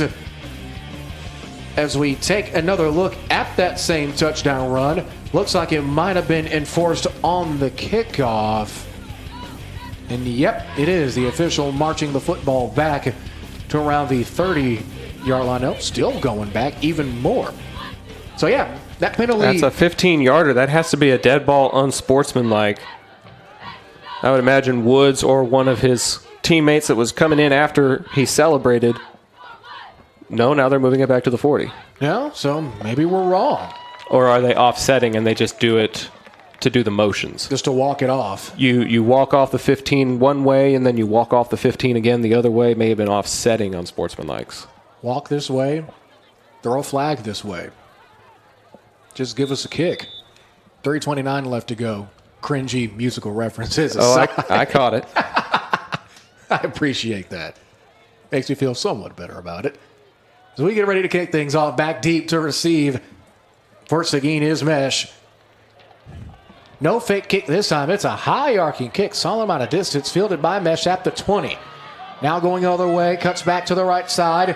Now the outside along the numbers, into the flat, and thrown and wrestled out of bounds. Tornado tackle made by Terrace Banks, the defensive back. And then he let go as soon as he humanly could because he knew if he held on too long and Mesh went to the ground out of bounds, that would be 15 yards. Smart man. Very smart man. And the ball goes to the 32, Jared. As I mentioned earlier, a traditional touchback goes to the 25. You don't need to have a kicker that kicks it through the back of the end zone if all you're giving up is 6 or 7 yards of field position doing it this way. And we've already seen Timberview try an onside kick. They were 1.5 yards away from converting. So if you can consistently get onside kicks, we've seen Seguin try onside kicks, specifically in that previous contest against Grapevine on the Antler Sports Network, they were able to get it there. So I guess if it ain't broke, don't fix it. Andrews rolls out, almost batted down. With it is Mesh. Mesh gets the first down and some extra change. No, they're going to mark him short about 3 or so yards. Either way, a big gain on first down. Second down and short for Seguin. And that's something Seguin has struggled to do consistently in this first half, is just get in front of the chains. And Mesh doing a good job of getting out of bounds. With only one timeout, you need to stop the clock however you can. Great field awareness there. Fantastic point there, Zach. It's going to be second and let's call it 5. No, they're going to give him second and 4. So a 6-yard gain, exactly what the doctor prescribed. In motion is going to be Smith. Smith down, comes in the double back set. Now looks like possibly setting up the bubble screen play action. No, it's going to be a handoff. With it is Mesh. Mesh with a lane. Mesh with a burst at the 40. Brought down to the 39-yard line. First down and 10. Flipping fields. And the pessimist in me keeps looking for a little yellow flag. Doesn't get one. This is the biggest run of the night that did not go penalized for the Cougars. 24-yard gain by Mesh. First down and 10, Seguin. Rushing back to the line now. Jerk of the hands by Andrews. Handoff right up the middle again. And stopping him, that stifling Timberview front line. On the hit, Ernesto Chavez. Chavez, a 5'7", 175 junior. A little vertically challenged, but stocky enough to bring the runner to the ground for no gain. Maybe a bowling ball is exactly what you need to try to get around the pins that is this massive Seguin O-line. As he gets a breather on the sideline. After the run of no gain, it's second and 10. Andrews looking to throw. It's a short pass out to Mesh. Mesh gets brought down, maybe getting to the line of scrimmage, if not losing a yard. Yeah, they're going to say he lost one. It's going to be third down and 11 to go. Man, oh man. Andrews didn't really place that in front of Mesh well enough on that pass. Tried to lead him on those types of plays, and it hit him where he was instead of where he was going to be. And it caused Mesh to kind of stumble a little bit, and he wasn't able to get any kind of momentum and move the ball forward. It's crunch time now. Inside of 2 minutes. 1:45 and counting left in the first half. Timberview will get the second half kick. Andrews fakes. Throw to Mesh, and it's bobbled incomplete again. Fourth down, a very awkward situation here. Zach, time for you to put the headset on, my friend. Do you go for it or maybe try to pin him back with a nice little pooch kick? I think you need to cut your losses here, Jared. Looks like the special teams unit is coming onto the field. We've been talking all night about how field position is important. You don't want to give Timberview the ball at their own 40 if you don't convert this with 1.5 minutes and all 3 timeouts. One timeout for Seguin. Timberview with all 3. And they're going to need it. No, it's a fake. It's caught. It's caught across the middle. Carterius Brown. Good for a gain of 23. That ain't the first time we've seen Seguin go for the fake punt. They're 2 for 2 on it this year. As it looks like a Seguin Cougar is down. And this very man who caught that pass, Carterius Brown, that is. And as he gets treated to, we'll give our sponsor the chance at a message. Back after this on the Antler Sports Network.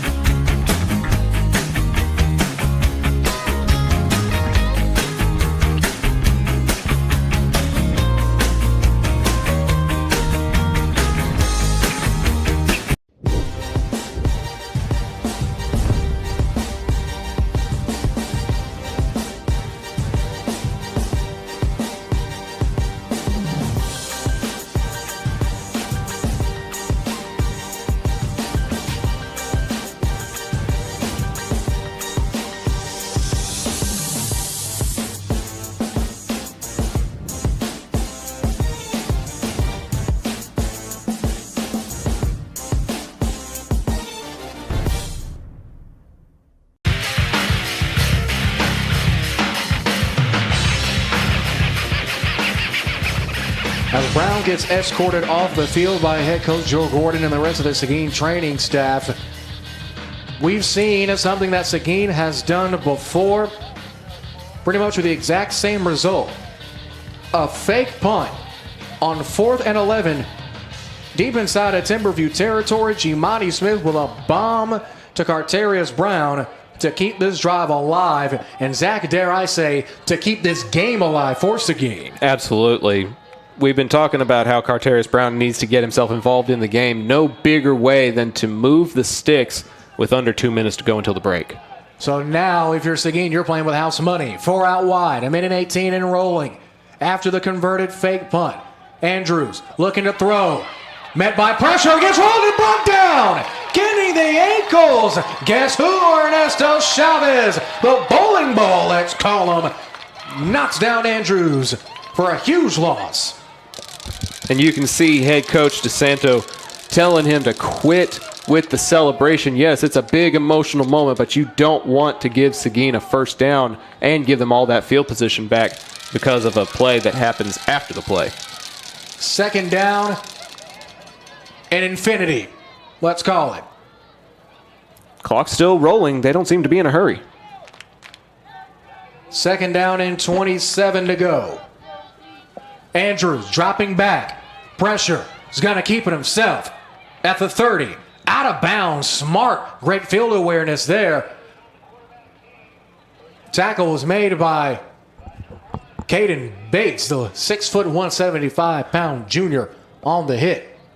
Well, this puts them back a little bit closer to field goal range, makes it 3rd down and more manageable than 27. We'll call it 14 or 15. Yep, they mark it 3rd and 14. Good eye. Great eye. 26 ticks until the break. Seguin does still have one timeout to work with. We'll see if they go to the middle of the field. They do have the entirety of the field to play with because they have that extra timeout. Not to mention, we do know they are not afraid of a little bit of trickery. 1 second left. They get the snap off in time. Andrews throw across the middle. It's caught by Smith. Smith spins. Open field. Breaks another tackle. Pushing through at the 2. Gets pushed back vertical. Down at the 2-yard line. 1st and goal, Seguin. There was nobody assigned to him, Jared. There was not a defender within 10 yards. They go to the middle of the field and take advantage of where the defense was not. And a huge truck there. So we get another look. Helmet to helmet contact. No, looks like they're not going to call helmet to helmet. I don't see a flag or anything there. And it looks like Seguin is going to call their final timeout. And we'll keep it here. Wow, this has been a game. With 16 seconds left, you're thinking it's probably going to be 3, maybe even 4 passing plays. But they're going to have to be quick outs. They're going to have to be quick passes. They're going to have to be sure passes because Andrews has not had a whole lot of time in the pocket. You can't let him sit there for too long or else that front 7 from Timberview is going to get right in his face again.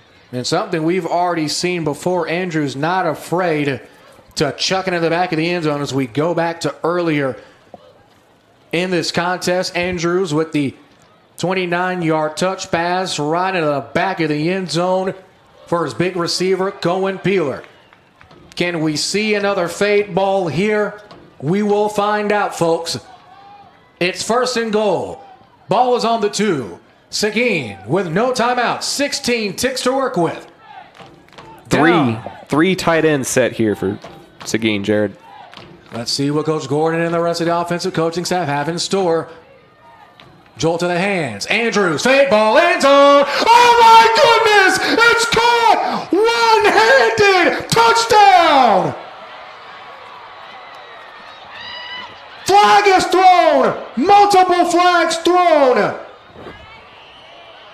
Did we just see the greatest catch in Antler Sports Network history?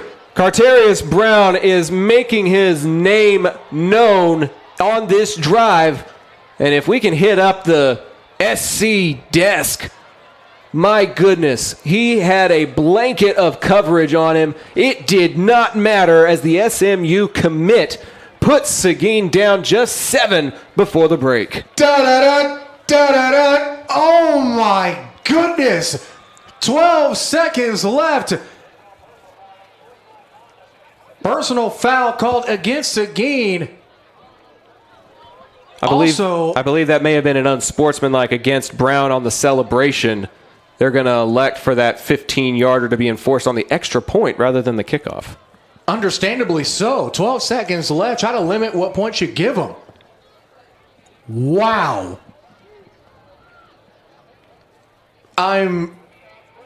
We've seen a lot in 150 games on the Antler Sports Network. We've seen half-court buzzer beaters. We've seen hurdles. We've seen posters, ankle breakers. But I don't think we've seen anything like that. The kick is wide left. It's no good. So Seguin unable to take that big play to the bank. As I feel like, Zach, it's only fitting we take another look at that throw. Kudos to Andrews. An absolutely perfect ball. And what could possibly be the turning point? We get a look at slow motion here. Double coverage. Drape goes up top and just snags it. I know. Another perfectly thrown ball by Andrews. He's had 2 high-point touch passes to 2 different receivers. Both times they make him look excellent while also showcasing their abilities. Points are at a premium even though the score is 24-16. Every possession is mattering in this ball game. Seguin doing an excellent job with their 2-minute offense, going down, taking advantage of field position, and getting them back in it before the break. Wow. Did I mention that we still haven't had a chance to breathe? It's not a great thing for a person with asthma like myself. Oh boy, do we need to have a medical team as the kick is bobbled by Bates. Bates picks it back up, spun, down inside of the 20. Wow. Positional kicking, sometimes you kick it where the receivers are not, and they have to make a play on it, move towards it. Not a great angle there, and it'll result in not great field position, but with 6 seconds left and an 8-point lead and the ball out of the break, I would expect either a kneel or a handoff to Woods to close this thing out, Jared. I think we need to give this catch maybe one more look. 1 or 2. 1 or 3 or 4. Or 100.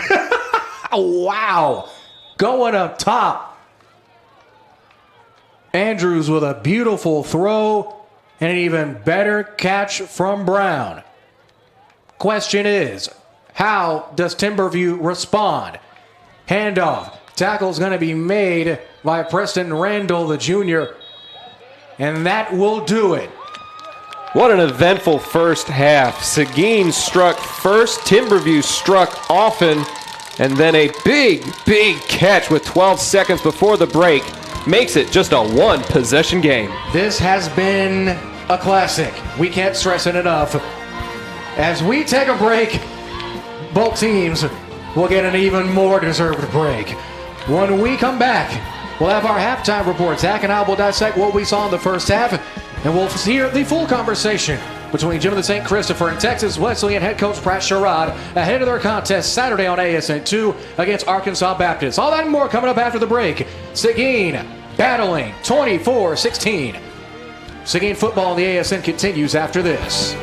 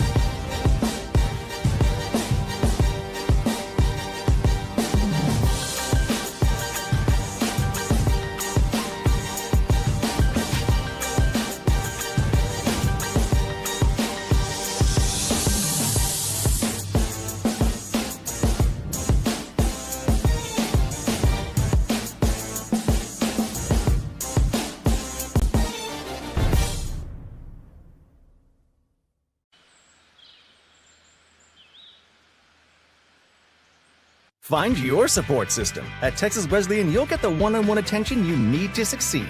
Texas Wesleyan, small classes, big scholarships. Now that's smaller, smarter.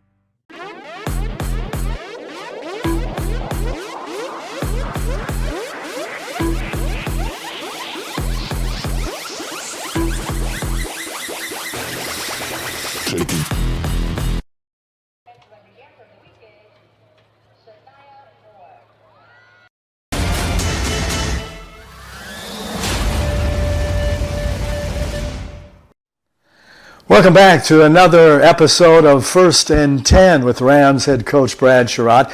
This week we are in the West Campus Library. I see a be quiet area over there because normally you come to a library and you want to be quiet, so we'll try to keep it down as much as we can. But how can we keep the excitement down for the Rams, who have started 4-0 now, first time in history? They beat two ranked teams in those first four games. Last game before the bye, which is his last weekend, the last game the Rams played was up in Goodwell, Oklahoma, against Oklahoma Panhandle State with a 49-21 Texas Wesleyan victory. In that game, the Rams 543 yards, 278 through the air, 265 on the ground. Coach, how hard is it to achieve such a balanced offense like you did against OPSU? Well, we do a good job of really just controlling the clock. You know, we really want to be think run first before we think of passing the football. And if you can run the football, it's going to open up the passing game for us. So I think our philosophy on defense is exactly what I want it to be, is to establish the run. I think our offensive line has gotten better every week, and it's allowing us to do that, to do those things. And it's open up the passing game for Carson and AJ Bob to get the ball to those guys. And the Rams are number 2 in scoring, not only in the Sooner Athletic Conference, but in the NAIA as well, which leads me to this question about your offensive coordinator, Fran Johnson, the great Fran Johnson, because he runs some pretty good plays out there. So how good is it to have that balanced offense with Fran calling the plays? Well, you know, when I took this job over, you know, I definitely looked at how many points we were scoring on offense. And Fran is someone I definitely wanted to retain on his staff because I thought he did a great job. But I also looked at the time of possession too. You know, we were scoring a lot of points, but we also led the league in time of possession. So which told me that he kind of had that philosophy of let's get ahead, but let's start managing the game a little bit to give ourselves a chance to get out of the game and win the ball game. So to have Fran is a big help. I think our offense continued to click and doing the things that they've done in the past. So their learning curve was a lot greater than the defense, so they're right on course to doing what they did last year. But there's still areas to improve. I think once our offensive line really gets to the point where they're gelling together, I think you're going to see a even more explosive offense. And Ernie Caesar, the great Flash, Ernie Caesar, 14 touchdowns, 12 rushing. He's caught 2 touchdown passes. That's over half of the 26 touchdowns the Rams have scored.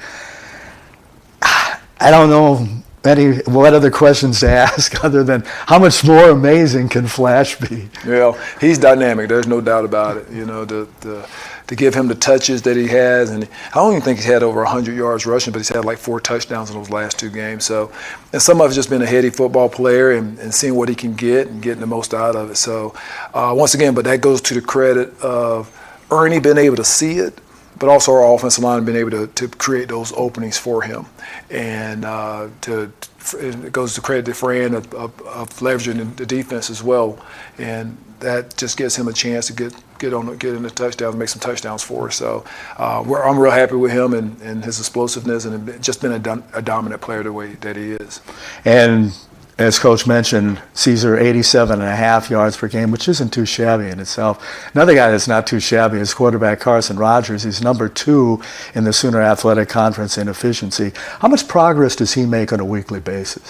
Well, you know, I thought this last game he did a great job of just taking what the defense gave us, and then when they gave us those big opportunities for big plays, he took advantage of those as well. So I thought this probably was one of his better games, and I think we will see him continue to keep growing as the season goes and make good decisions.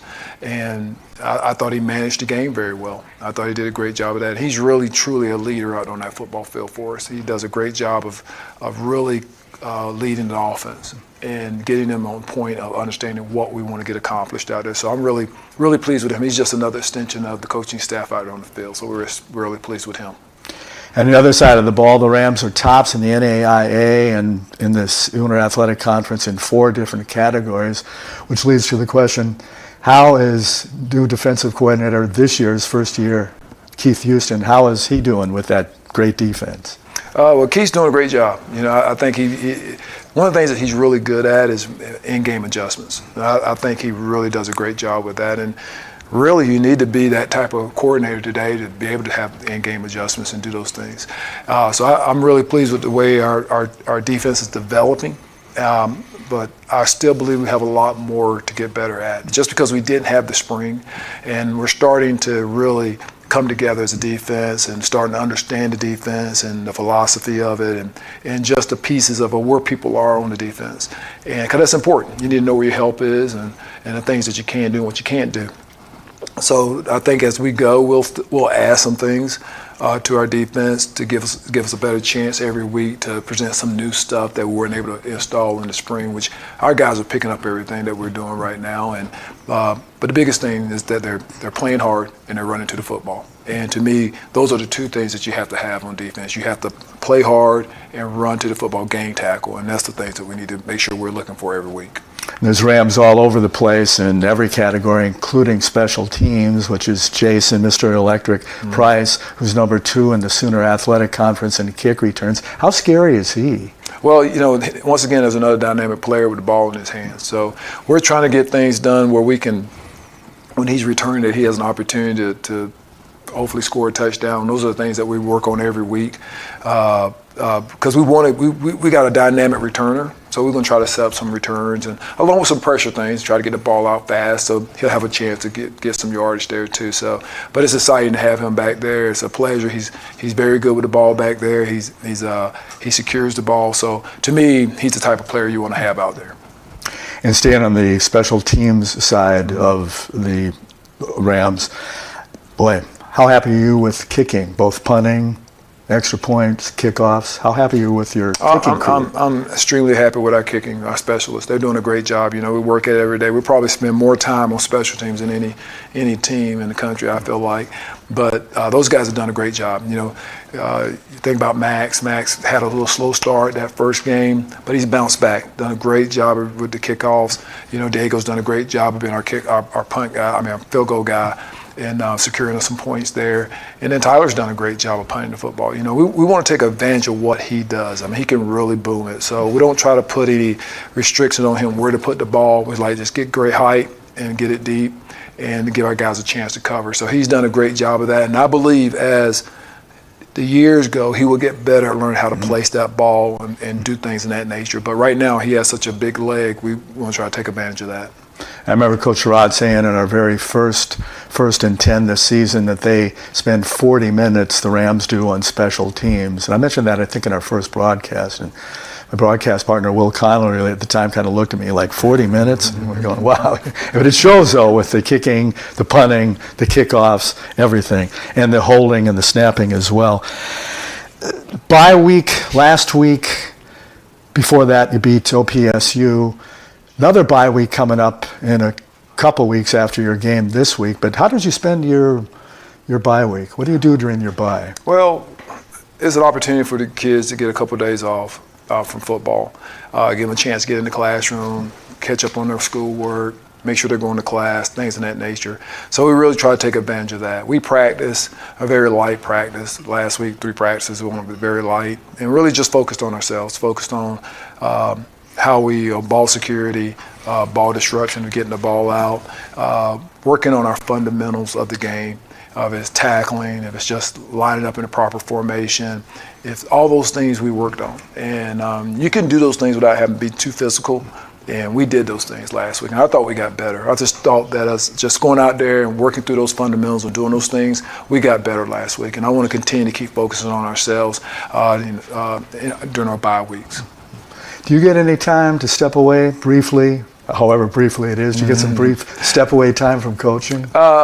We try to take Saturdays and do that, and we did that. And I was able to get home to my family in San Antonio Friday, Saturday. I came back Sunday morning for our weightlifting and practice. So yeah, we try to get away a little bit, give our coaches a chance to get with their families and be with their families a little bit. But we didn't practice. We didn't work late all week. So our guys were able to leave at 5 o'clock, 4:30, 5 o'clock, and get home and see their families. You're from Western North Carolina. A big hurricane that just came through that area, up through Florida and up into even Tennessee last week.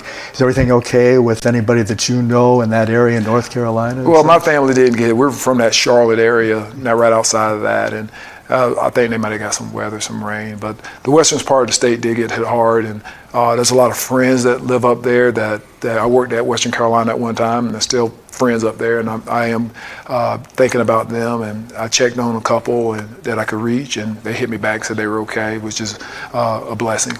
So, our prayers are with the folks there. They're going through a rough time up there, and I'm hoping that people just try to help them out as much as they can while they're there. Yeah, absolutely. My wife and I have a lot of friends in Florida and up through that area into Georgia and North Carolina. So we wish them well, and our thoughts and prayers go out to all the people who, survived and lived through that destruction, which was Hurricane Helene. On lighter things, but another bye coming up after the game this weekend against Arkansas Baptist, which we'll get through to here in a second. But another bye coming up after that on October 12th. Is it weird to have a bye, a game, and a bye? I've never seen two byes in one season for, a 10, 11 game season. Yeah, I mean, I've been through that before. We try to find what happens is you couldn't find that 11th game, and so you have that extra bye week. And I've done it when you have 11 games, 12-game season, you have a couple byes in there, but just because of the way things worked out with your schedule. But once again, those are great opportunities for this football team to work on our fundamentals, to stay healthy, and to give us the chance to take a step back a little bit and catch a breather, and then be rested for the month of October and play our games and be ready for the games that we have in the month of October. Does that affect your rhythm, like not playing 1 week, then playing 1 week, and then not playing another, as far as getting a rhythm down? Does that affect the rhythm at all? You are concerned about that because you're on such a roll. You want to kind of keep that going. But I thought our guys did a great job of just staying competitive in practice and competing in practice. And to me, I think that's the thing the coaches pushed and wanted our guys to always be competing. We had scrimmages for our younger kids every day, and allow those guys to scrimmage and get out there a little bit. And that kind of brought some excitement to the older guys. They wanted to see those younger guys play a little bit. But we always have a competition period during practice and keep that competitive juices going a little bit. And next up for the Rams, it's the Arkansas Baptist Buffaloes. They've been outscored 91-14. They're 0-3. How do you see those Buffaloes? Well, looking at them on film, they do have some talent. They have their offensive line. I thought they got probably some of the two best looking tackles I've seen from the opponents. But they're struggling a little bit right now, and it's really. Once again, it's about us. It's about focusing on what we do and how we play the game. And I want our kids to always understand that when we don't talk about wins and losses, we just talk about the process of how we go about approaching the game, how we play the game, and the things that's going to allow us to have a chance to win the game. But we never talk about winning, that we have to win. We always just talk about the process that you go through in order to give yourself a chance to win. And as long as we focus on those things, I think we'll be okay. How much lick-lipping, as it were, is there on offense or defense when they see a team that's given up 91 points and has only scored 14 points? Well, the players are saying it just as much as I'm saying. We need to stay humble. We need to stay humble in how we play our game and what we do and where our head is. I don't want us thinking about what other teams have done, how many points they've given up. I want us to think about how we block, how we run, how we get lined up. Do we stay on our blocks? Do we get off a block? Are we getting the ball out on defense? Are we gang tackling like we're supposed to? Just all those little things turn into big things as the game goes on. And we just need to really focus on us and take care of what we do. So it's just the process of winning. So it's this Saturday, October 5th, the first Saturday in October, and it's not Crowley multi-purpose stadium where the Rams have called home for the last year and a half. It's Panther Stadium in Crowley, where North Crowley plays. So Google that and find out directions to an older Panther Stadium, but it's not CISD, the Crowley multi-purpose ISD stadium. So what about playing in an older stadium like that? Does that affect you at all after playing in the beautiful gym? Then you go to an older, not that Crowley Stadium is, North Crowley Stadium, Panther Stadium isn't nice, but does that affect you anymore? No. You know what? A football field is a football field, and our kids just want to play. And I think they're excited just to be playing. And to me, it doesn't matter what the facility is. I've been at programs where the facilities haven't been great, but our kids are always excited about just being able to have a chance to play. And that's what our guys are. We're just excited to have a chance to play. And this week it's at Panther Stadium instead of the ISD multi-purpose stadium. And I don't think it really matters. It's just about having the opportunity to go out there and compete and play. And if you can't make it to Panther Stadium for the game on Friday, we'll have it via the Antler Sports Network and ramsports.net for you on Saturday, October 5th at Panther Stadium. So we'll see you out there, Coach. Good luck, and go Rams. Keep it going. We need a fin, 5-0 for the Rams. That's it. That's our goal. Good luck, Coach, and Rams. And till next time, for Coach Brad Sherrod and James McBride and Kenneth Flowers and Ricky Dotson, Jimmy the St. Christopher saying, see you next time on First and 10.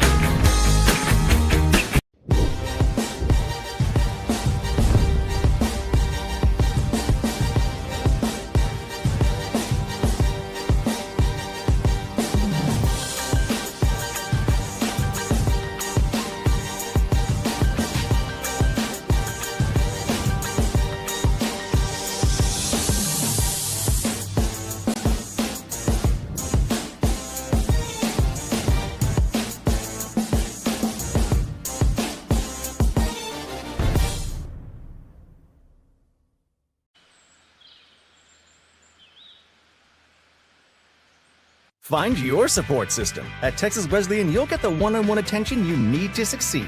Texas Wesleyan, small classes, big scholarships. Now that's smaller, smarter.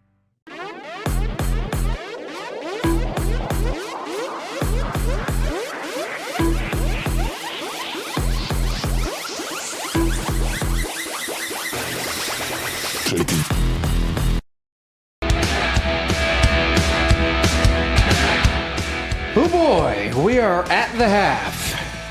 Timberview up on the hosting Cougars of Seguin, 24-16.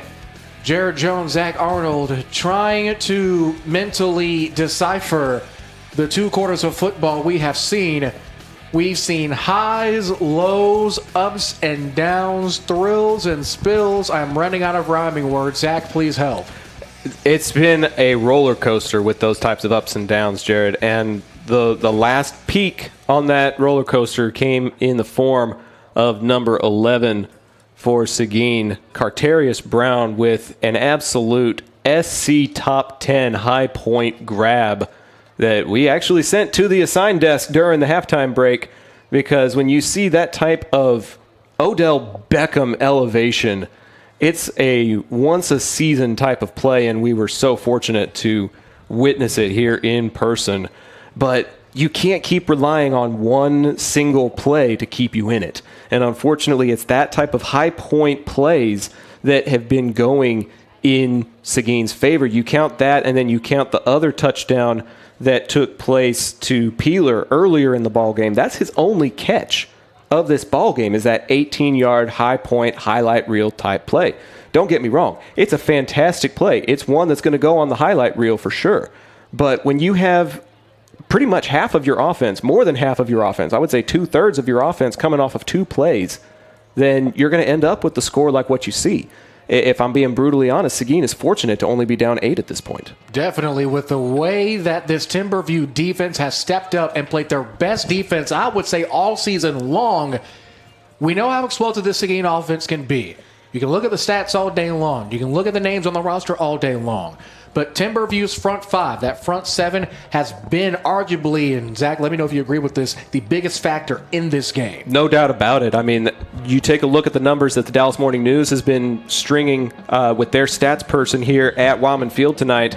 Seguin, right now at the break, is listed with just 14 rushing yards. Wow. Part of that is because the defense has been getting in the face of Chevy Andrews and has been knocking him for a loss. He's got some negative net yardage if you take a look at some of those stats. But the biggest surprise comes in the form of the starting running back, Isaac Bly. He's listed as the starting running back on the depth chart.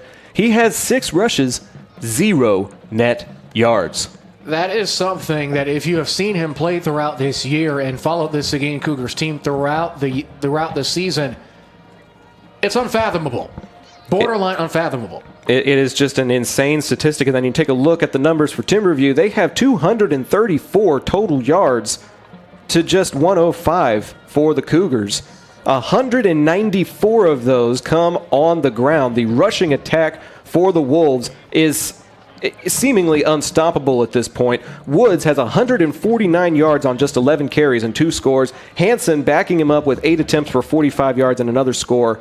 3 touchdowns for Timberview, all on the ground. We know how important depth is. We've seen it here tonight.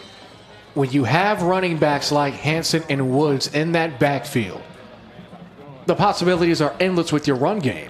You can run just one of them in an I form, or just a simple power I offense. Or you can go double back, go into the play action, maybe some RPO throw it in there. We've seen both teams implement bubble screens and all types of different motions to try to keep one another off guard. But so far, Timberview's defense has answered the call. They have indeed. And to echo a little bit off of the running attack for Timberview, just giving credit where it's due. I love giving credit to the big offensive line when they're making plays. And Timberview's front line is being anchored right now by number 52, Aiden Carlisle, and number 55, Tristan Voa. The left-hand side of that line, the center and the left guard, have been creating huge holes that you could run a truck through. And those young men in the backfield have been finding those holes, taking advantage of them, getting to the second level, and then some. If we take another look at this very play, and I feel like, Zach, that is exactly the play you were talking about. As we look at it in slow motion here, we see the lane in the B gap that gets created pretty much as soon as Woods breaks into the backfield, right to the center left of your screen. It's amazing. It's amazing what a solid offensive line can do for your offense. And you had been touting Seguin's offensive line at the beginning of the ball game. They have some very stout young men up in the front. And over the course of this season, as they're off to this fantastic 5-0 start, 3-0 in district play, it's been the offensive line that's protecting Andrews and keeping him upright. It's been the offensive line that's been creating holes for players like Bly and Mesh.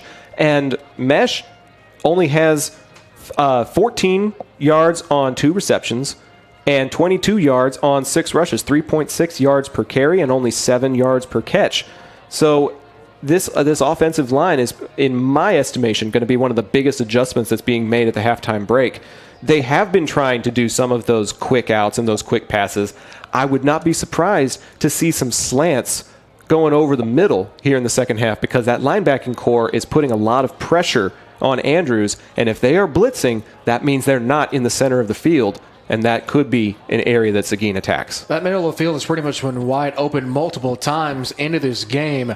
And ironically, it was the same slant route that set up the Carterius Brown fade one-handed catch at the back of the end zone. Absolutely. The big 4th down conversion on the fake punt. They went to the middle of the field on the pass play, on that trick play, and Timberview was caught with their feet flat on the turf. That is the type of attack that I would expect to see in the second half, especially after seeing just 14 net yards on the ground. 91 through the air for Andrews on 6 of 12 passing. Not his best passing performance, but he does have 50 yards and 2 touchdown passes. Man, in a game that has been one for the ages, we have seen it all, and there are still 2 more quarters of football to play. Strap yourselves in. Zach, I don't know about you, but I'm ready for the second half. If it's anything like this first half, we're in for more highlight reels, more awesome calls, and just a lot more fun here at Wildman Field. Been a lot of fun here at Wildman, and we will keep the fun rolling as the Seguin Band concludes their good old-fashioned routine to entertain us at the half. We'll have half number 2 coming up. Seguin down. However, Timberview not out of the woods yet. Up 24-16. Second half's coming up after this timeout.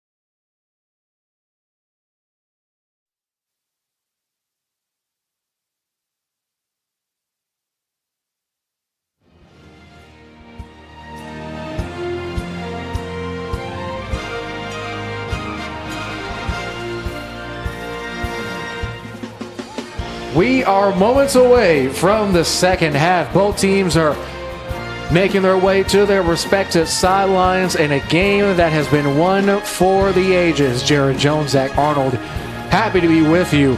If you are part of the Seguin community, you may have recognized that there is one familiar name that we have not said very much tonight, and that is Mr. Jonathan Polk, the junior wide receiver / quarterback, suffered an elbow injury last week, and his family has asked the Seguin community to help. You can scan the QR code on your screen to assist Polk and paying for medical expenses and more to get him back onto the field. We wish him here at the Antler Sports Network a very speedy recovery, as he is one of the more pivotal parts of this Seguin offense. Also to note, be sure to tune in to ASN2 Saturday afternoon, 4 o'clock kickoff, 3:30 pregame.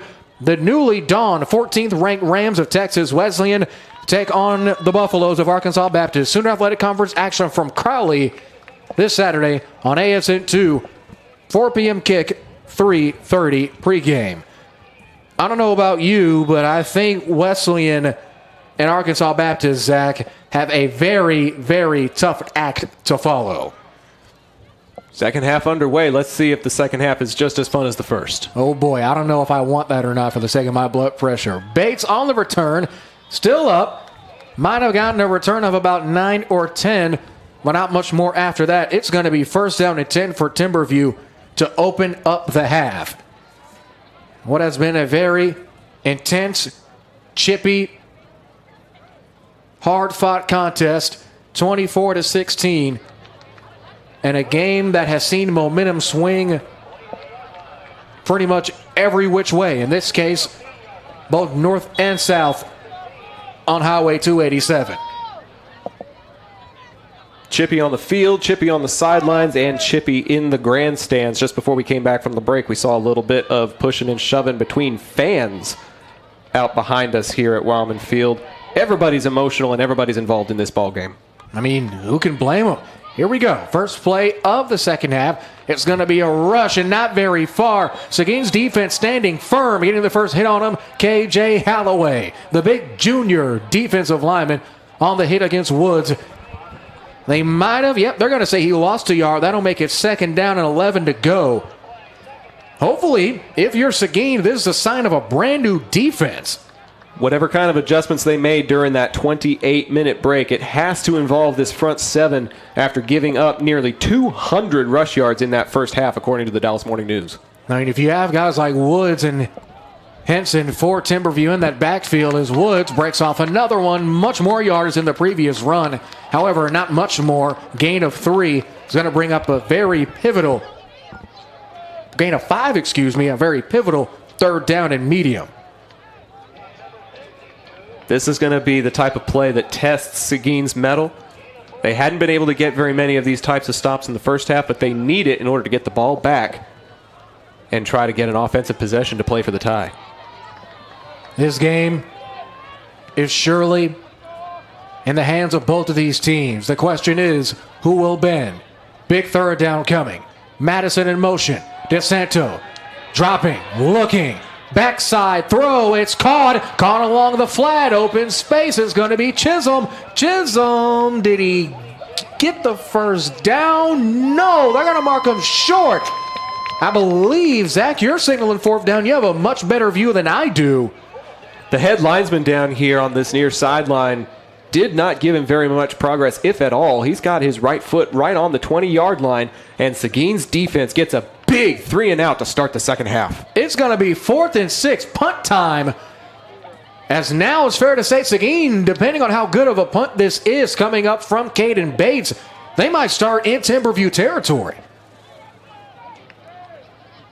Bates corrals, high kick deep into the Wildman night sky. Takes a bounce, it goes the opposite way at the 45. And this is going to be down at the Timberview. Let's mark it maybe the 44. Wow. Not much of a net and great field position for the home team coming out on their first possession of the third quarter with a chance to tie. Prime real estate coming up. With 10:18 left to go in this third. Ball's on the 44, on the Timberview 44. According to Dallas Morning News, there was a total of 40 yards of field position issued against Seguin on 5 penalties. A lot of those penalties, Jerry, were offsetting, so they don't necessarily count towards field position, but you have to make sure you rein that in here in the second half so you're moving the ball forward and not backward. Those offsetting penalties, a very great note there. Seguin, 2 backs, 2 receivers, both at the top of your screen. Handoff, it's going to be to Mesh. Mesh breaks 1 tackle, gets to the 40, maybe the 39. That's going to be a gain of 5, and there it is again, that first down, gain of 5 for Seguin. I don't see any golden hankies on the field, however. Looks like I believe that's Battle that has the yellow gloves on. Easy to confuse the two, but no penalty on the play, thankfully so. Coming into the game, Mesh had been averaging about 5.5 yards per carry. If he can maintain that average in this second half, Seguin's got a very good chance of coming back. Very good chance indeed. They pitch it to him. Breaks to the outside. Pushes forward to the 35. Gain of 4. That's going to bring up a 3rd down and 1, a very manageable 3rd and 1. However, in awkward territory, if you're Seguin, you got to get the first down here. No ifs, ands, or buts about it with 9:20 left to go in the 3rd. Yeah, and it's too far away to try a field goal. It doesn't do you much good anyways. With the ball resting on the 35 in plus territory, Seguin's got 2 chances to move the sticks here. Let's see what Coach Joe Gordon and company has in store as we approach 9 minutes now. Andrews, handoff. It's going to be the first carry for Kadarius Trotter. Trotter pushes forward. Are they going to give him the first? Waiting. First down. Move the chains. First down, Seguin. It was that second effort that he was met at the line of scrimmage right at the 35, lowered his shoulder, and then was able to get exactly the 1 yard needed. So now Seguin coming out in business, forcing the 4 and out on the opening drive for Timberview. And now, after said 4 and out punt, with amazing field position and a fresh set of downs after the Trotter gain of 1.5. First down and 10 from the 34. Man in motion. Flag is thrown. No flag, or maybe a timeout. Yep, it looks like Timeout Seguin, Cougars. Yep, Seguin is going to talk things over. An early timeout once again. 8:22 left to go. We'll take it with him. Back in 30 from the ASN family of platforms, this is Seguin Cougars football on the Antlers Sports Network.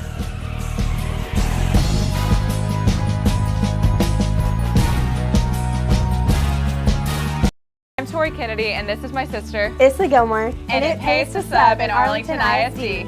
My favorite part about subbing is just the different types of experiences you get. Getting to work with different age groups really let me experience working with younger kids and older kids and kind of figure out where I wanted to work. I felt like it was really good experience just to kind of be on my own in the classroom and being able to get that teaching experience that I would use later on in my career. It pays to sub in Arlington ISD.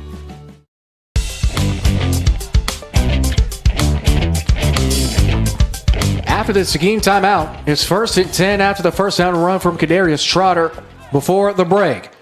They get him to jump. Free play. Jump ball opportunity. Throw across the middle. It's caught. Caught along the 25. Looks like that might be Peeler. As we look along the other side. Yep, that is indeed Cohen Peeler. Penalty flag was thrown. Of course, Seguin will decline it. Move the chains again. First down and 10 for Seguin. Back-to-back big-time plays. And Zach, this Cougars offense is rolling. You just don't want that roll to come to an unfortunate stop inside the red zone. That happened on their very first drive of the game, had to settle for 3. In a game like this, you need 6. Hopefully 8. I wouldn't put it past either of these teams. Andrews looking to go deep. He has a man across the middle. It's caught by Smith. Smith, end zone. Touchdown, Seguin. Zach, you called it. What part of the field did they just go to, man? Right in the middle. What part of the field did they just go to?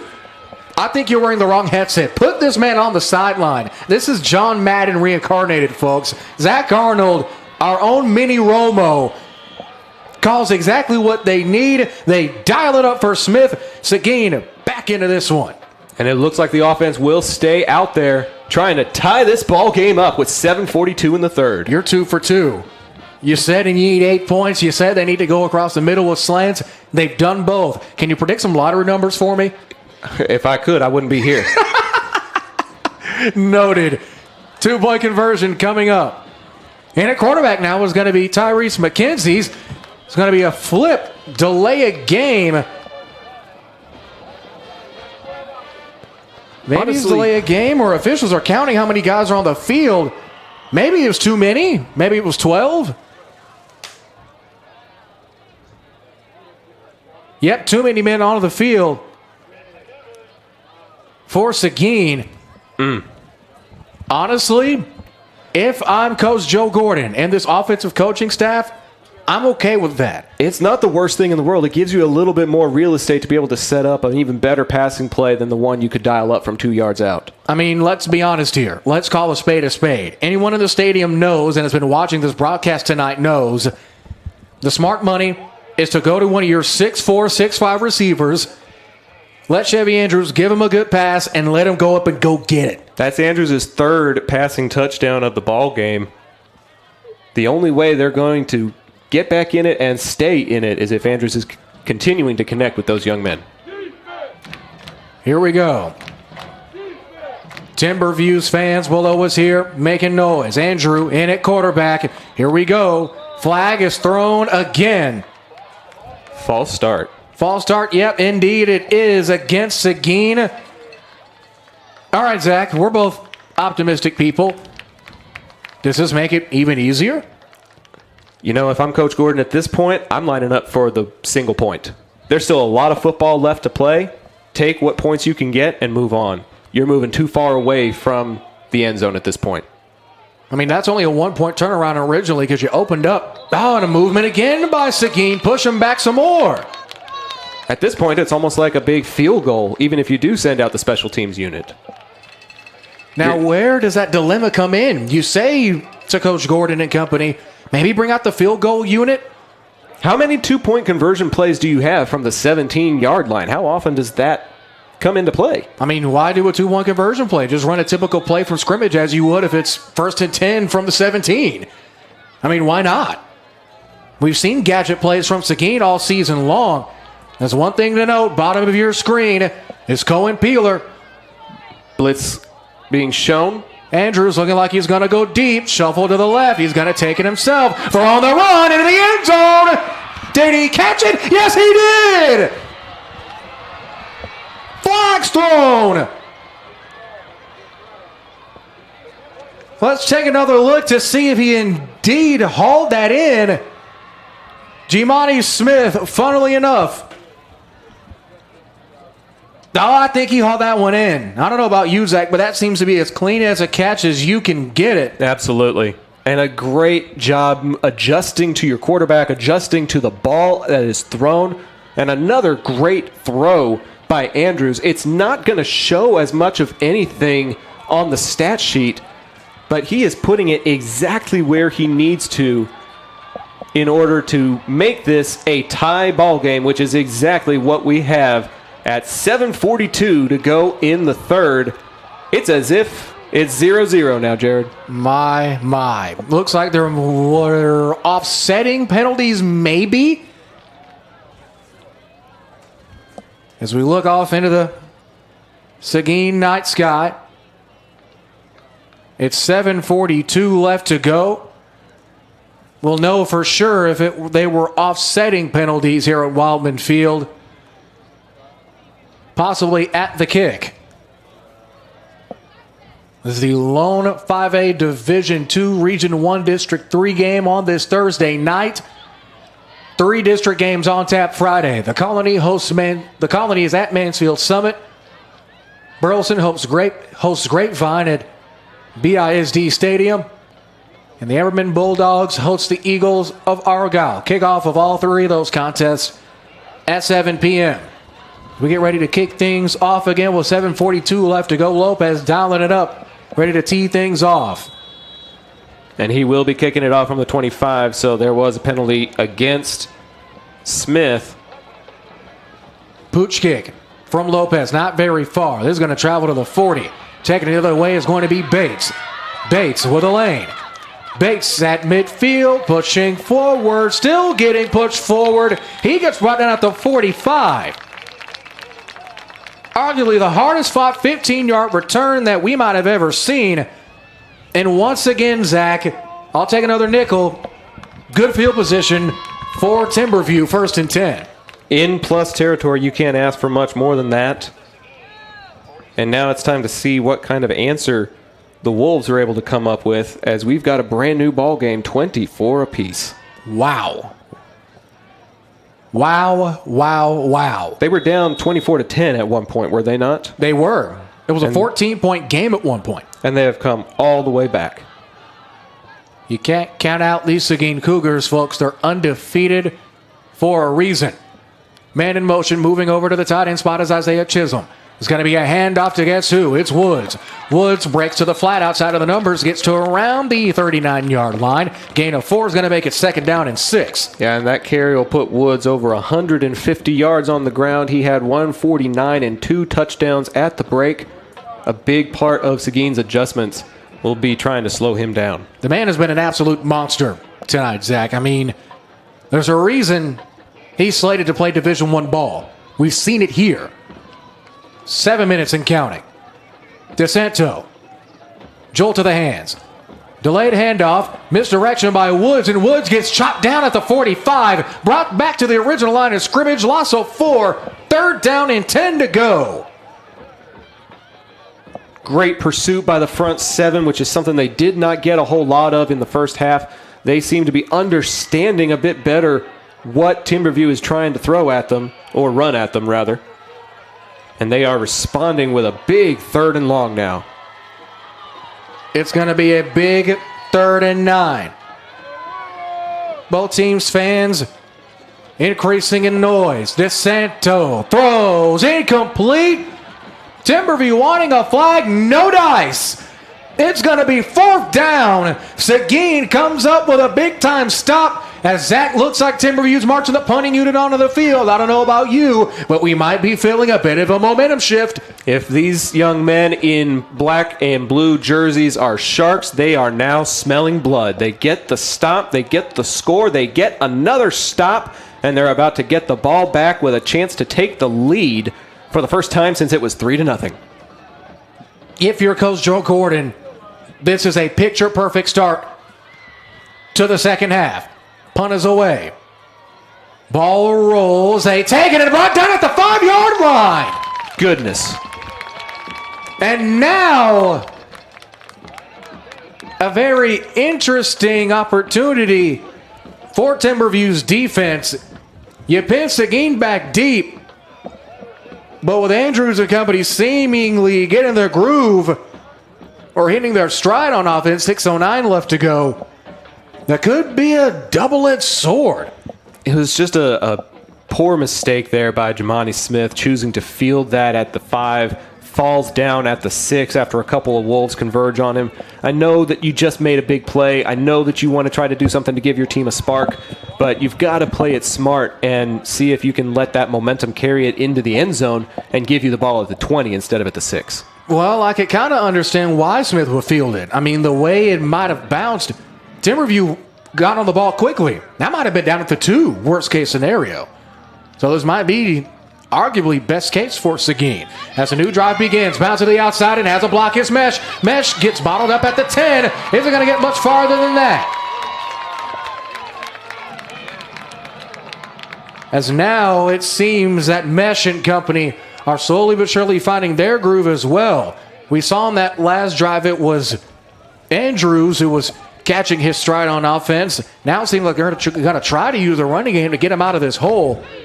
Well, this is another one of those adjustments at the half that I'm thinking Coach Gordon and company made. Getting it out of your quarterback's hands faster so that he doesn't have pressure in his face quite as often. Right down Main Street, in the mayor's office this time, an appointment was made. Gain of 2 by Mesh will make it 1st and 10. Seguin, no, they're going to mark him short Oh my, it's 3rd and 1. Andrews, snap, handoff, spin by Mesh at the 20. He's got the first down this time. Move the chains. And Mesh's patience is just absolutely astonishing. His vision and his ability to see the field has definitely been a major asset for this Seguin offense in the second half with 5 minutes left to go in the third. Big first down, getting out of the shadow of your own goalpost as well. Here's a new first down. Andrews throw. It's almost intercepted. Dangerous ball there. Pass was intended for Smith again.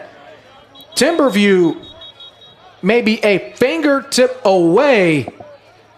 We're coming up with an interception there as we take another look, and man, right on schedule for Seguin to keep it. Big hit there by number 7, Landon Blair, coming up from the safety position. He was reading that short out pass, and if he was able to get just 1 or 2 more yards of field position between the receiver and the quarterback, then that could have been a disastrous pick 6. As it stands, it'll be a second down with an injury timeout on the field.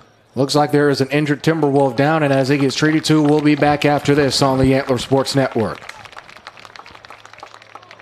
I'm Tori Kennedy, and this is my sister. Issa Gilmore. And it pays to sub in Arlington ISD. My favorite part about subbing is just the different types of experiences you get. Getting to work with different age groups really let me experience working with younger kids and older kids and kind of figure out where I wanted to work. I felt like it was really good experience just to kind of be on my own in the classroom and being able to get that teaching experience that I would use later on in my career. It pays to sub in Arlington ISD. After the injury timeout, back just in time. 2nd and 12 for Andrews. Andrews trying to make something happen. Instead, he's going to go backwards, way backwards, folks. That's coming up with the sack of the TFL is going to be Sean Larry again.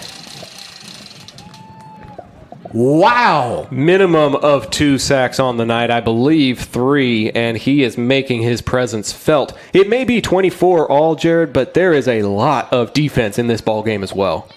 And really, most of that were really in spurts from both teams. It wasn't a massive stretch of defensive plays for both teams. It was massive momentum plays, home run plays, if you would. As the injured Timberwolf on the sideline is Ernesto Chavez. They definitely want him to get on the field as soon as possible. Flag is thrown as the play clock ticked down. False start. Yep, it's going to be a false start penalty against Seguin. That'll move them half the distance to the goal. Took a little while for the play call to come in. Took even longer for them to get into position. There's a good chance there may have been too many people in motion, not enough people set before the ball was snapped at that 0-second mark. So now that false start makes it 3rd and 27. 3.5 left to go in the third. Andrews takes the shotgun snap. Pressure is going to take off. He's got a lane. Bounce out of bounds at the 15-yard line. And that will stop the clock for whatever it's worth. Flag is thrown late by the side judge, Bryant Warren. All the way back near Timberview's sideline along the 40. And the Timberview coach is on the sideline absolutely befuddled. Completely the opposite direction from where the play was happening. Yeah, right in front of the Timberview sideline. Looks like it's going to be a sideline warning against Timberview. That's a sideline penalty. He just indicated first down. Wow. Or maybe not. The chain crew hasn't moved. They haven't moved. I don't know why he would point one like that if it wasn't a first down. It's going to be 4th and 17 as Mesh a running kick. We've seen him attempt fake punts out of that setup before. Taking the return and spun right passing midfield is going to be Collins. Collins pushed back farther and farther. Love the effort, refusing to go down. Yeah, forward progress, though, is going to put him at least where the referees are standing at the Seguin 48. Field position, field position, field position. Strikes again. 3:07 left. It's going to be 1st and 10 for Timberview. Well within Seguin territory. Right in that AISD logo.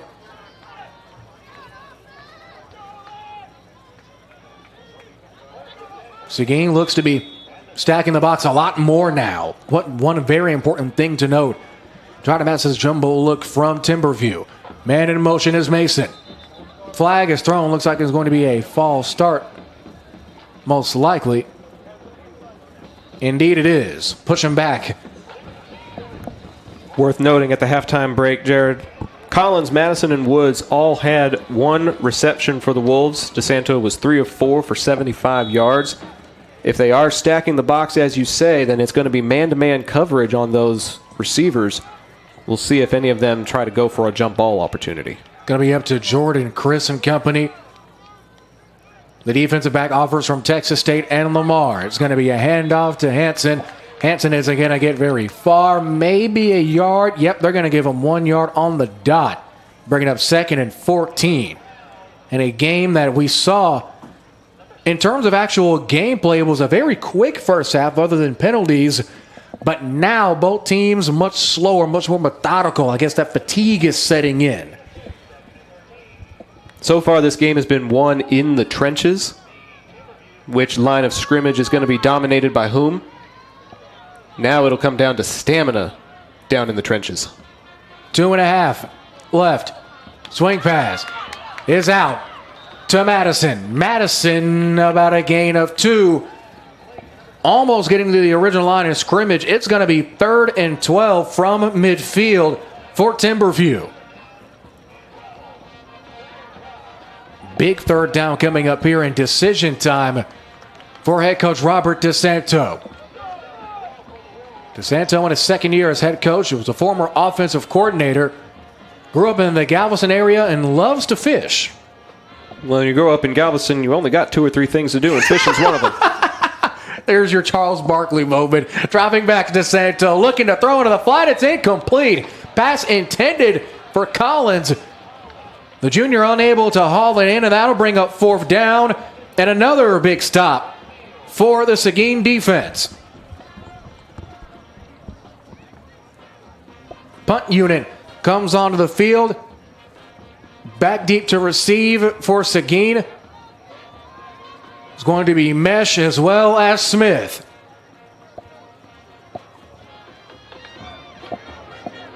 High snap, corralled, booted away by Bates. Bates high kick, fair catch called for by Smith. And there you go. There you go. Smart there by the junior wide receiver. As now Seguin will take back over again, 1st and 10. In a game to where, if you're just now tuning in, folks, oh boy, we have seen plenty of amazing moments, specifically the play of the year. I'm just going to call it now. Oh, for sure. You're not going to find one any better than what Carterius Brown was able to do in double coverage with a single hand in the back corner of the end zone.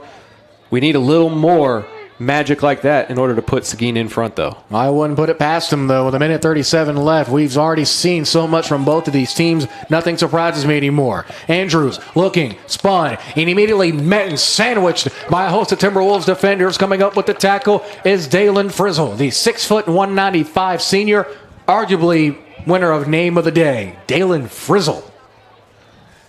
All I can think of, this is going to date me. I'm an early 90s kid. All I'm thinking of is Miss Frizzle. I mean, who didn't grow up with the Magic School Bus? Who didn't? I feel like if you didn't, there might be a problem. Please let this be a normal football game. On the ASN? No way. No way. 10 seconds to get the snap off. We're knocking on a minute here. Andrews looking to go deep, but gets crushed. Coming up with the sack, Ontario Hewitt. Big time play.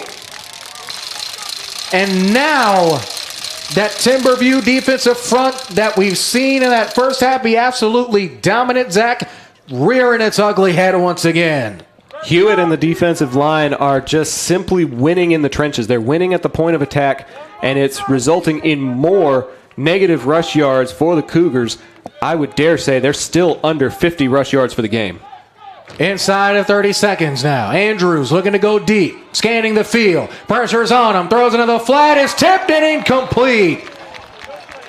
Big time hit along the sideline in coverage. Dueling coverage there was number 23. That is Mr. Davin Hill as well. Nearby, Jules Harris, the senior defensive back. It's probably to Seguin's advantage that it went off of the hands of Malachi Mesh, because if he didn't try to make a play on it, the defensive back that was in coverage would have had a cleaner opportunity at the INT. So far tonight, Jared, we have had a turnover on downs of sorts, but we have not had a physical turnover in nearly 3/4 of play. It could come down to who makes a mistake in this final 12 minutes. As we knock on wood, at least if you're watching at home for your respective team. Kickoff is away. Running catch by Collins. Collins has a lane along the sideline at the 35. Pushed out of bounds in front of the Seguin sideline. It looks like we have one of the Seguin players on the Timberview side, just due to the play, as Smith gets out of harm's way, and he's battling and clashing with Dylan Battle. I don't know about you, but a 6'3", 305-pound giant, I don't care what he says, it would take a heck of a lot to try to step up to him. So kudos to Smith for having the gumption of doing that. Not many guys would be that brave, I guess you could say. Yeah, gumption's one word for it. 10 seconds left to go in the third. We're knotted up at 24 in a third quarter that has looked like the later rounds of a heavyweight boxing match. Both teams have come out of their corners at the half, and we've pretty much been an absolute stalemate since. DeSanto, delayed handoff, gets to the 30, gain of 3. Second out and 7 coming up for Timberview. And what is the final play of this third quarter? It has been 3/4 of what has been game of the year. Only 12 minutes separate these two rivals. Back after this, 24-all at Wildman Field.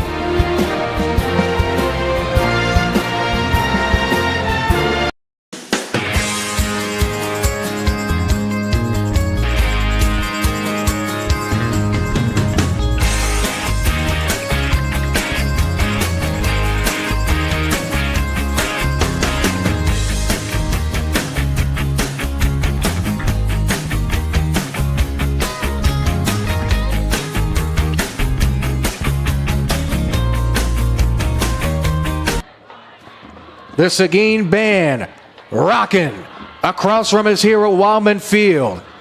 They know, and everyone in the stadium knows, how important this game is. Mansfield Timberview sitting currently at 5th in district. Seguin, the lone pure undefeated team, the undisputed top dog. A win tonight could set the stage for both team seasons. Both on different sides of the spectrum. Both know how important the final 12 minutes of this contest will be. Jared Jones, Zach Arnold, happy to be with you. And Zach, in a game that has been down to the wire, I would expect nothing less than a tie ball game in the fourth. Part of me doesn't want to go home yet, Jared. Part of me wants to see this game go to overtime and see who can score the most two-point conversions. Maybe so. We've never had an Antler Sports Network football game, whether that be high school or college, go to OT. Wouldn't surprise me at all. It's a handoff to Woods on 2nd and long. He's going to gain 2, maybe even that. As both teams raise out of the bottom of the pile, it's going to be 3rd and medium to go. Maybe about 3rd and 4 as we wait for the official spot. I have to think that this is 2-down territory, depending on how strong the leg of your kicker is. You've got 2 plays and a strong offensive line. I think if they don't get it here, they're going to be going for it. It's 3rd and 4. An important 3rd and 4. Handoff to Woods. Woods pushes forward, has a lane. Jukes to the left of the 15. Flag is thrown. Still pushing into the end zone. Touchdown, Timberview.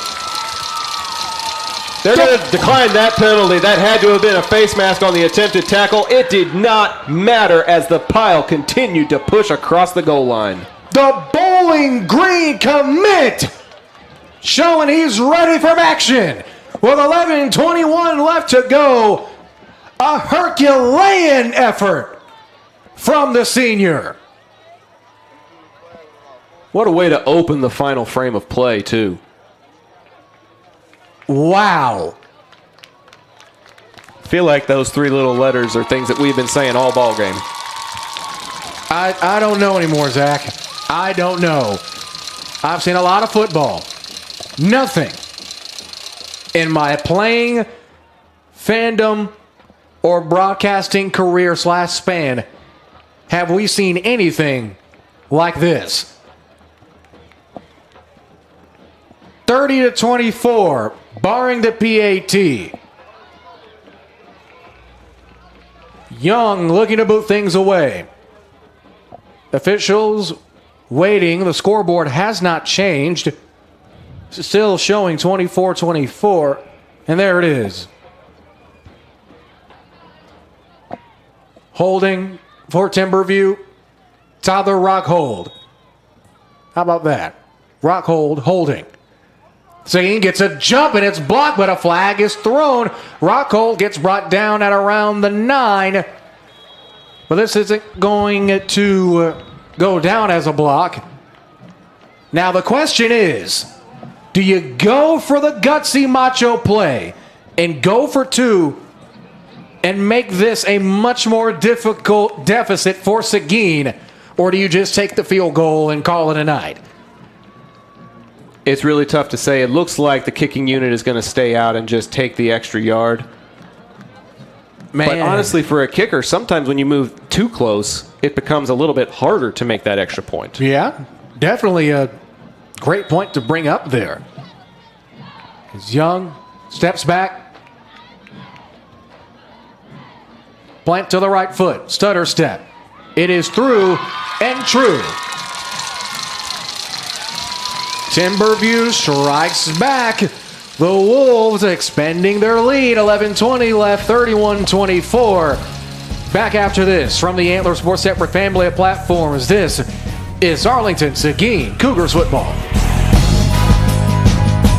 I'm Tori Kennedy, and this is my sister. Issa Gilmore. And it pays to sub in Arlington ISD. My favorite part about subbing is just the different types of experiences you get. Getting to work with different age groups really let me experience working with younger kids and older kids and kind of figure out where I wanted to work. I felt like it was really good experience just to kind of be on my own in the classroom and being able to get that teaching experience that I would use later on in my career. It pays to sub in Arlington ISD.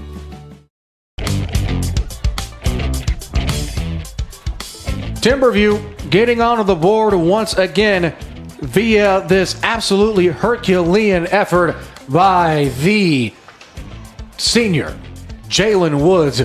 As we take another look, carrying 1, 2, 3, 4. and 4 defenders on his way to the end zone. That gives us our current score, 31-24. Timberview with the advantage here on the road. Again to note, in district standings, Timberview sitting at 5th. Overall regular 3-2, 1-2 in district play. Fake kick yet again. This one is going to be absolutely wailed into the back of the end zone after a penalty against Timberview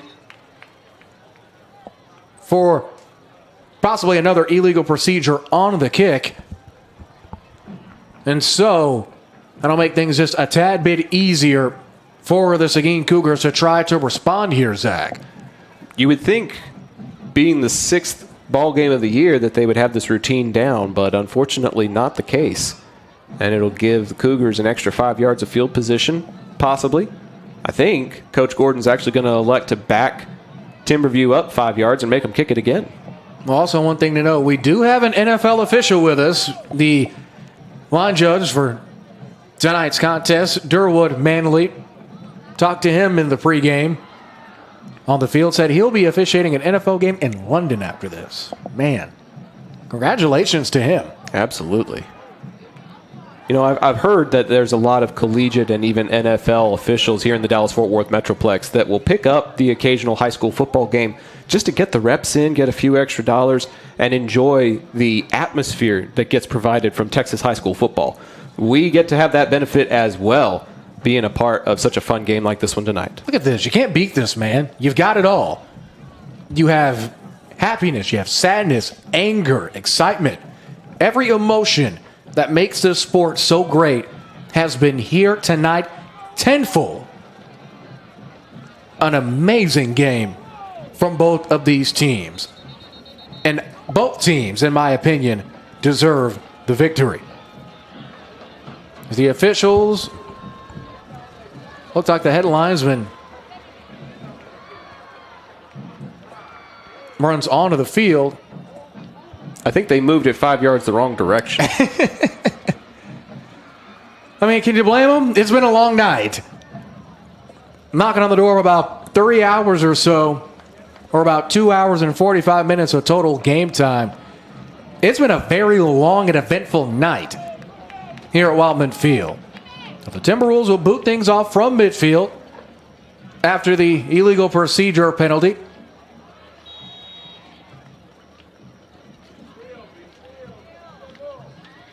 And this is a very traditional kick.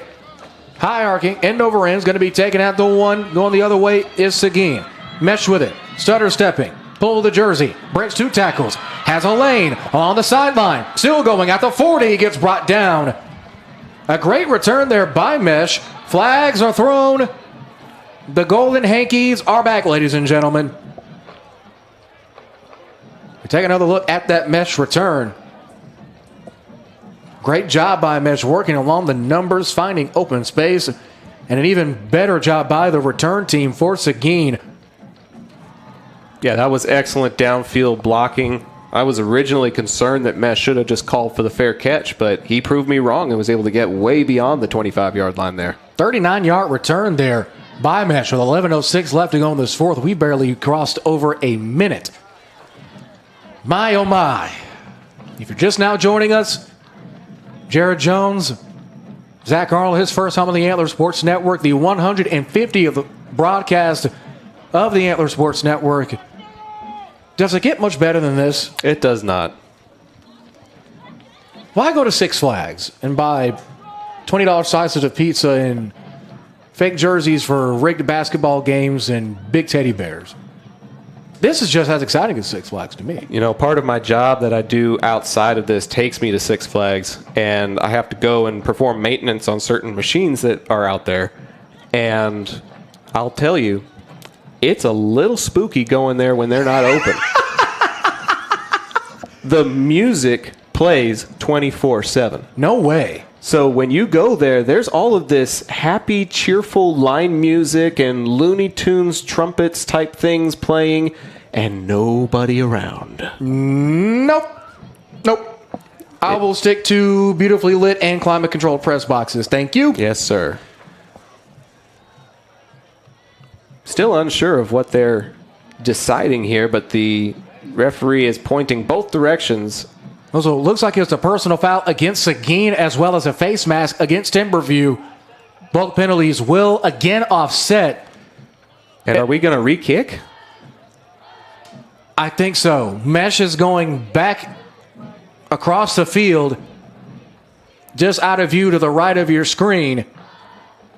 They're going to kick this thing off again. I wonder when we're going to be seeing Chevy Andrews again, because it feels like it's been at least a half hour to 45 minutes since he's been on the field, period. He's had enough time to head back to campus, maybe pick up a snack on the way, maybe a nice little thing of popcorn from the concession stand. I'll tell you, one of the hidden gems around here by Wildman Field is off of 303 before you get to 360. Fito's Tacos. Really? They're not paying me to say it, but they have something called Tacos de Alambre, and it's about 5 or 6 tacos with mixed meat and peppers and onions for about, I want to say, $12. And that's not a bad shake. It's really, really good, and they're open late. So if you are out here at Wildman Field or have the opportunity to hit up Fitos on the way home, highly recommend it. Tell them Zap sent you. How about that for a promo? Well, I've got another taco place that promotes my my broadcast for Arlington ISD, so I can't talk about Fitos too much. The Fitos talk ends here, folks. How to make the rules. Taqueria Taco Express is the official taqueria of Zach Arnold Productions. How about that? Can't tell you how many times I've had to say that on my broadcasts. Are they open late as well? Till about 11, I think. Okay. Might be So able to- if this game ends in time. Maybe so. We will find out. Kickoff is away. Brown has to catch it backwards. Turns. Gets yanked. Still on his feet. Gets crammed. Big time hit at the 13. Goodness. All of that for what is quite possibly the second worst field position of the evening for Seguin. Wow. We finally have a play from scrimmage. And trotting back onto the field for the first time in, Zach, you said maybe a half an hour? It feels like it. I wouldn't put it past him. Chevy Andrews in this Seguin offense. They're back, ladies and gentlemen. 10:58 left to go in this fourth period. And Seguin looking to get back into this one. It's a one-possession ball game. Andrews has 4 out wide and a back to his right. Checks over to the 3 wide receiver side, that being his left. Jolt to the hands, drops back in shotgun. Steps up, has plenty of room. Has Brown streaking. Caught! He caught it! He caught it! Oh my goodness, he's done it again! Comes up a little bit gimpy, but when you flip the field like that, you earn the opportunity to head to the sidelines for a play or two. Huge momentum shift and quite possibly the biggest play from scrimmage for the Cougars so far tonight. Zach, he did not just do that again. Was that another one-hander? He did not just absolutely wow us with a fantastic catch again. Streaking down the field. Great coverage on him. Just not good enough. 1st and 10 after the big play. Andrews looking to go deep again. He's got a man picked off. Intercepted by Timberview. Down at the 25.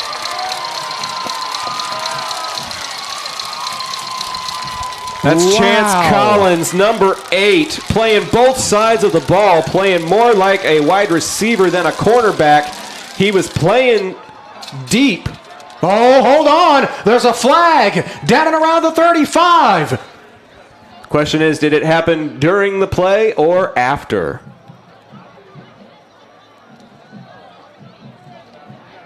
Looks like they're getting the original ball back. Holding against the defense. Timberview. Wow. A huge sigh of relief as the interception gets called back in a play that was set up by this absolute bomb from Andrews to Brown. My, oh my, ladies and gentlemen.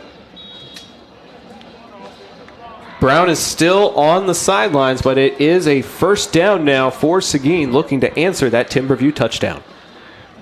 It's going to be interesting to see how long he's out. This is it's Timberview ball. Indeed, it is Timberview ball. Throw to the outside. It's caught. Oh, I see what it is, Jared. Talk to me. It was a hold on the return. Yep, that will explain it. 10 minutes and counting as that interception will stand. That loss of 2 will make it 2nd down and 12 to go.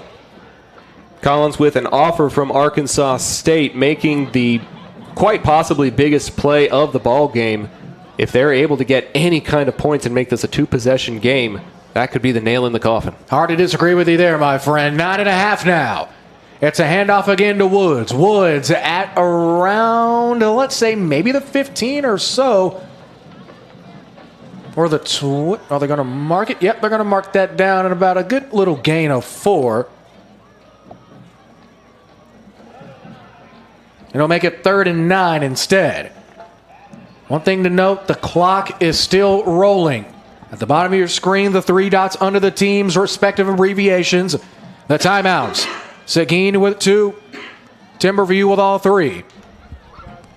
9:01 and counting. DeSanto throws. Caught spinning, almost picked off. Spinning is Jacob Bly, who was initially, according to some of our reports, was getting tested for a possible concussion, but Zach, he's back. Well, 8:54 left, and a big-time play to bring up 4th down. Seguin's going to get the football back, and more importantly, a very quick 4-and-out for Timberview. Absolutely. That is the type of defensive stuff that you needed in a situation like that. First turnover of the ball game, and it amounts for next to nothing. Huge sigh of relief for the Seguin faithful. Note later on tonight on the ASN1 YouTube channel, as the punt is high, arcing and up and away, the highlights will be posted. And fair to say, folks, there will be plenty. No doubt. Well, 8:46 left to go. Seguin is going to take over 1st down and 10 from the Timberview 44. There it is again, field position. Is that our word/words of the day, our term of the day? I would say that and line of scrimmage. Whoever's winning the point of attack at the line of scrimmage and where that line of scrimmage is has been critical as well. If they're playing in front of the chains, the drive works. If they're getting tackles for loss, the drives tend to stall. And speaking of a loss, almost a loss on that run is Mesh. Mesh is going to get to the line of scrimmage and nothing more than that. 2nd and 10 coming up. 8.5 remaining in the 4th. Ball still on the 44. Maybe let's say the 43 3/4 yard line. Is that a thing? Well, it's going to be a thing today. Why not? We've seen enough kookiness in this game. Depends on if the referee on the side is left or right-footed. As Coach Gordon runs across the sideline, Andrews rolling, pressure, fumbles, gets knocked over by the turf monster. And a flag thrown on the sidelines. Flag late, loss of 7. That's going to be called against a frazzled Blake Stovall. As now Coach Robert DeSanto pleading with the head line judge, Thomas Bean. And now Bill Theodore walks over to him. Now Bean back over to Coach DeSanto. Theodore looking at the back judge, Kevin Yarbrough. Yep. Unsportsmanlike. Sideline, I believe. I believe I saw the referee move his hands in. Somebody made contact, but it's not going to be a penalty. It will stay 3rd down, but wasn't Andrews tackled behind midfield? He was tackled, mark it around the 49 or 48. The Seguin 49-48. I've never heard of a sideline penalty being 5 yards. I don't know. The Cougars huddle back up now. 8 minutes left.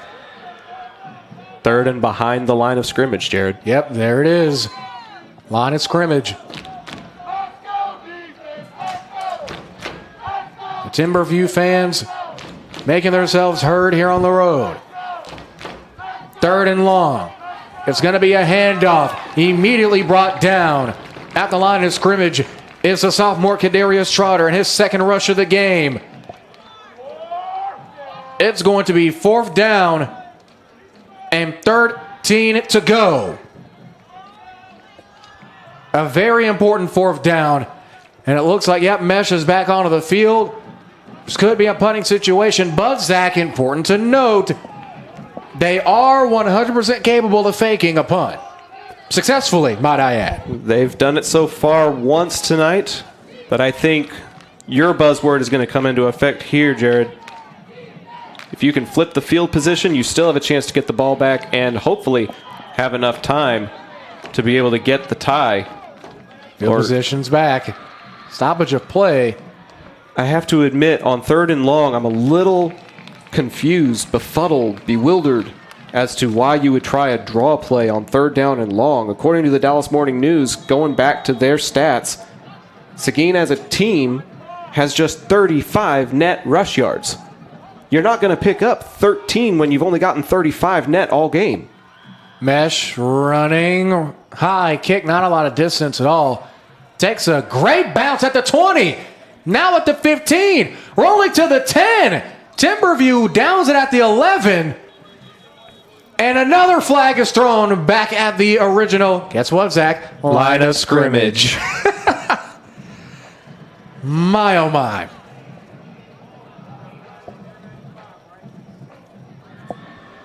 As it looks like we might have had more verbal confrontation. As it looks like there is a Seguin Cougar on the far side sideline with a bit of a cramp, and as he gets tended to, we'll give them a chance to flip field and be back after this. From the ASM family at Platforms, no penalty called against, believe, Seguin. And as they prepare, we'll be back after this on the Antler Sports Network.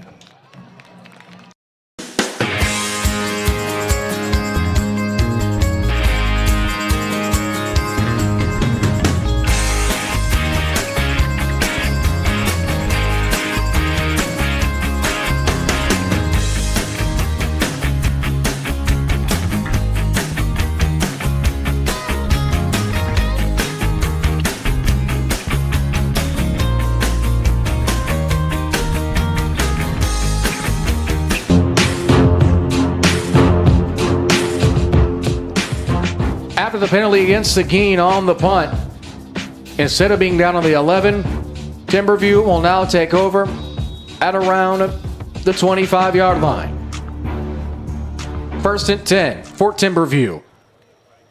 On one of the most important drives of the game here, they hand it off to Woods, and Woods is going to gain 5. There it is again, that 5-yard gain on 1st down can set up your offense swimmingly, Zach. Last couple of drives, Timberview has looked more like they're treading water. They need to be able to push things forward in order to keep melting this clock if they want to come out of here with a win. And they've done it before. In that first half, we've seen them dominate the front. Ironically, funnily enough, we've seen them control the line of scrimmage. So now, check that. It was a gain of 4, make it 2nd and 6.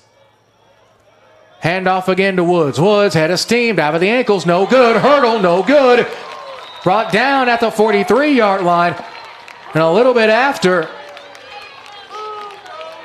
let's take another look at that hurdle. We have pretty much seen it all from Woods tonight. Some good closing speed by the Seguin secondary, trying to get him at the line of scrimmage, but he's able to shake away from not 1 but 2 tackles and move the chains close to midfield. A gain of 9 makes it 1st and 10 again with 5:36 left to go. If you're Timberview, you keep it on the ground. Woods is out. Hansen is in. Timeout by Timberview. Ran out of time. Yep, that's the first time that they have called it tonight. And we'll take it with them. Try to catch our breath again. 5:17 left to go in this 4th quarter. And ain't over yet, folks. Back in 30. That's the Seguin Band rocks on. The Antler Sports Network will rock on after this break.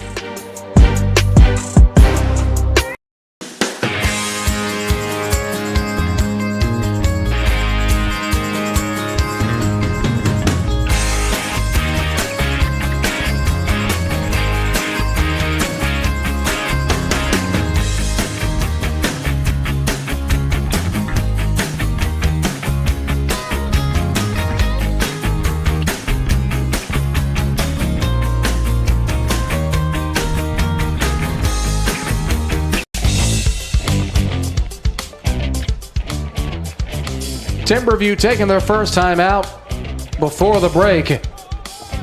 Now both teams sitting at 2 timeouts apiece, with 5 minutes and 17 seconds being all between either one of these teams and an all-important district victory. DeSanto hands it to Hansen. Hansen gets pushed, brought down, maybe a gain of 1. Yep, they're going to mark him down at the 45.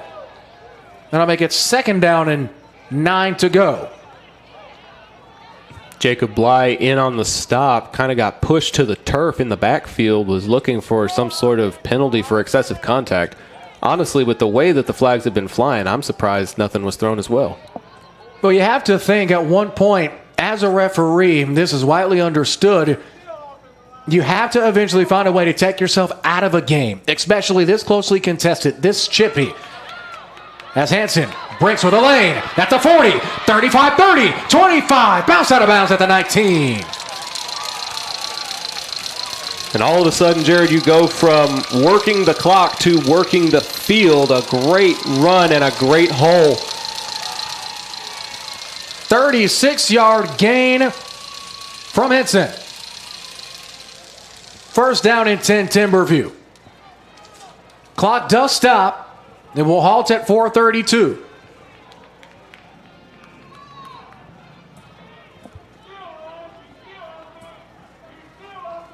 First and 10 now. After the big time gain. At the 20. High snap. Handoff to Woods now. Woods breaks through. Somehow went from the line of scrimmage, broke through the pile, and turned what appeared to be no gain into a gain of 4. And that's just credit to Timberview's offensive line again. Been saying it several times tonight. Winning at the point of attack. Pushing Seguin's defensive line. Even when it seemed like nothing was going to come of it, they still find a way to get in front of the line of scrimmage. Every yard, every play, as the clock ticks down to 3:52, becomes more and more pivotal.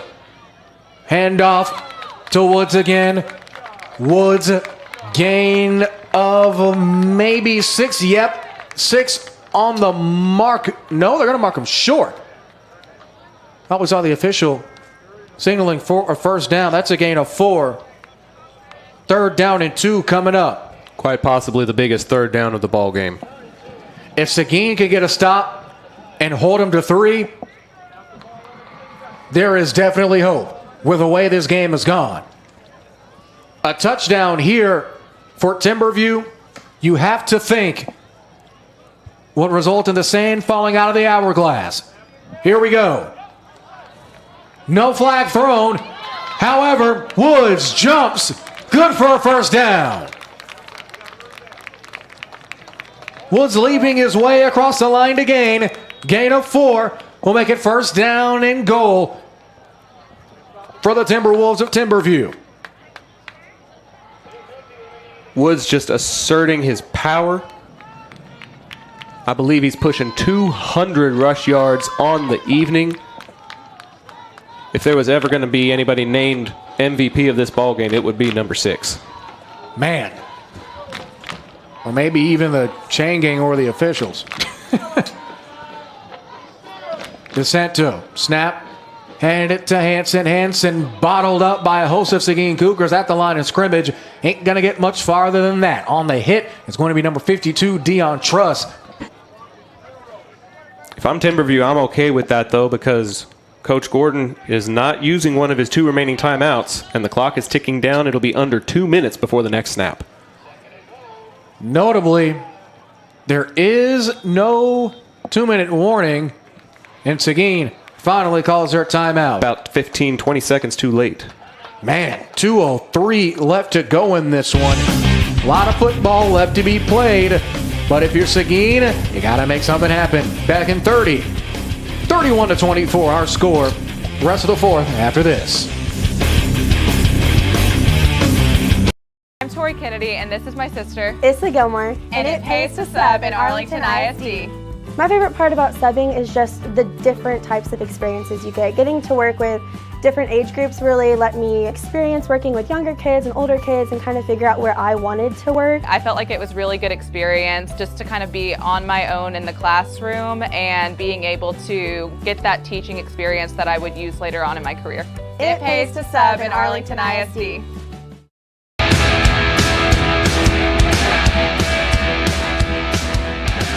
A pivotal second and goal coming up for the Timberwolves of Mansfield Timberview. A rivalry that is separated by just a hair over 2 miles. Jared Jones, Zach Arnold, and his first time here on the Antler Sports Network. Congratulations! Not only are you part of Game 150, but you've been part of an ASN Classic. 2:03 left. It's a keeper for DeSanto. End zone. Touchdown. Timberview. That might be the dagger.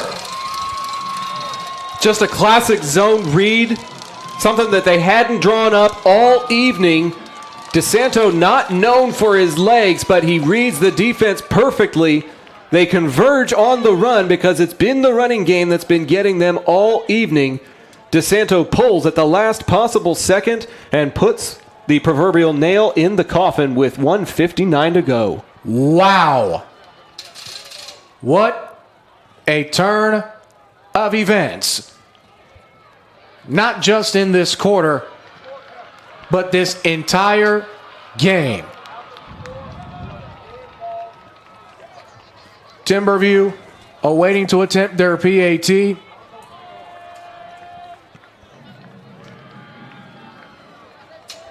Coach Gordon speaking to the headline judge, Thomas Bean.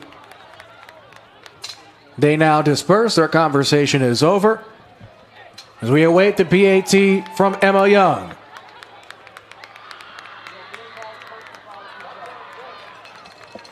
Here to hold, arguably the most ironic name on the roster, Tyler Rockhold, the senior, looking to try to put this game away.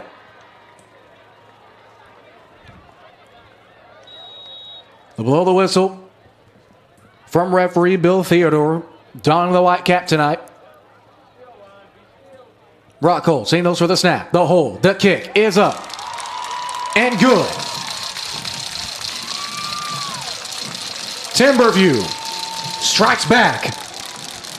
Less than 2 minutes remain in this one. Seguin slowly but surely running out of time. Back in 30 on the Antler Sports Network.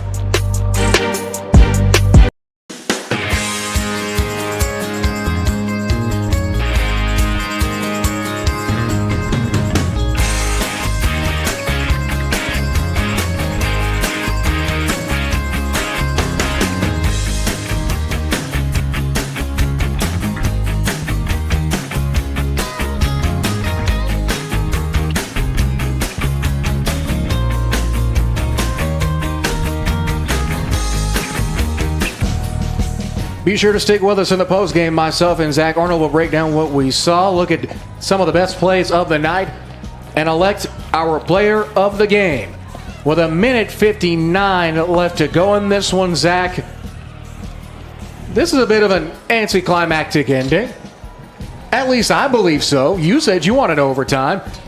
I wouldn't disagree, but still 2 minutes left to go in this one, and Seguin has one more timeout in their back pocket. Crazier things have happened in high school football. Unfortunately, Seguin's offense has become rather one-dimensional. They will benefit from an unsportsmanlike penalty against Timberview that will force the kickoff to be from their own 25-yard line. But you're going to need 2 possessions just to tie it. So it will be, if all goes according to plan, a score, and then they will need a successful onside kick and another score in order to force that extra frame. We will find out if we get that extra frame momentarily. We get set to kick it off again. Fair to say, might see a squib kick to try to force a return to waste some clock. Pooch kick, not a lot of distance at all. It will bounce. Seguin touches it, falling on it at around the 43-yard line. This is going to be Seguin's number 25, Kadarius Trotter, as now another brief altercation. No laundry thrown. All right. If you're going to come back, the time is now. The big question now for Seguin's offense is, are we going to see number 11, Carterius Brown? After that big catch that he made, he limped off of the field under his own power. But you're going to need that big target. He's back. Brown is on the field. Brown and Peeler both the 2 big targets for Seguin. On the same side of the field at the top of your screen. Right at the 40-yard line. I understand that you have to spread the ball around with so little time left. But a 4-receiver set means no tight ends, which means it's up to this offensive line to keep Andrews upright. And it's up for Andrews to make something happen and push came to shove. Here we go. 1st and 10. Andrews looking. O-line is holding. Has a man across the middle. It's Brown. Brown gets at the 45 and driven down. Exactly what he needed. 1st down and 10 Clock stops temporarily. 1:49 to go in regulation. All right. Does Seguin call a timeout? No. Thought I heard a faint whistle. And yep, that's to keep the clock rolling. Here we go. Fresh set of downs. Andrews barking orders. Smith transitions and motions to the top of your screen. 18 seconds to get the snap off. Andrews looking. Steps up. Has a man in the flat. It's caught at the 40. At the 35-30. Gets bounced out of bounds at around the 27 or 29-yard line. Gets it to the official immediately. Exactly what the doctor ordered. Back-to-back quick first downs for Seguin. And a very simple pitch and catch. I'm actually kind of surprised that the out route wasn't defended.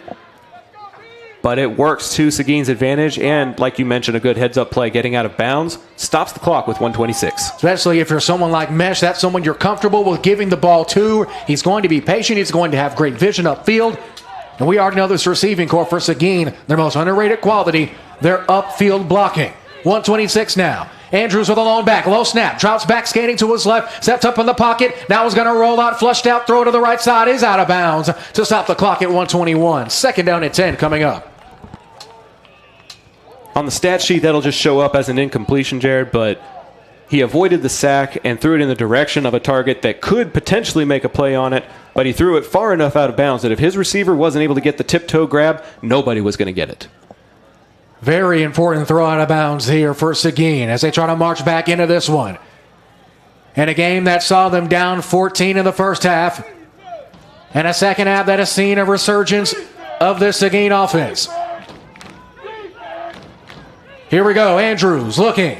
Pressure. Jump throw. Incomplete.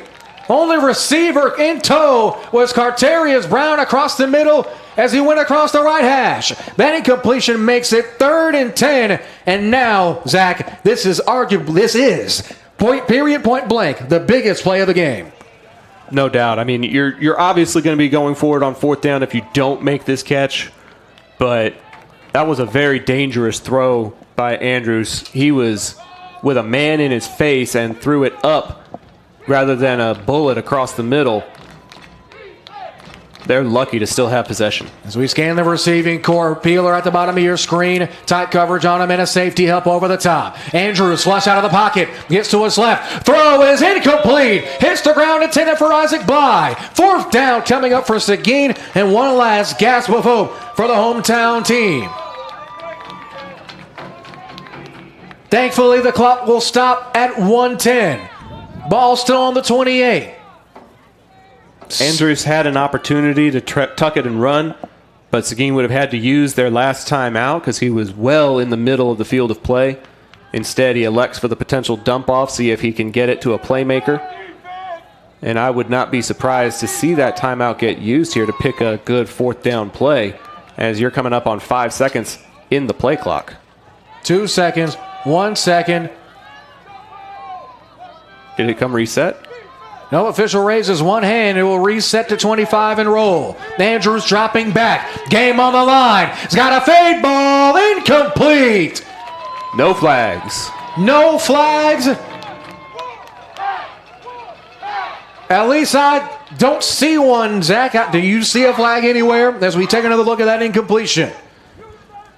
It was a go route, one-on-one opportunity. He even waved for it, as you see in the instant replay. He wanted the ball. Andrew sent it his direction, but it was off the mark.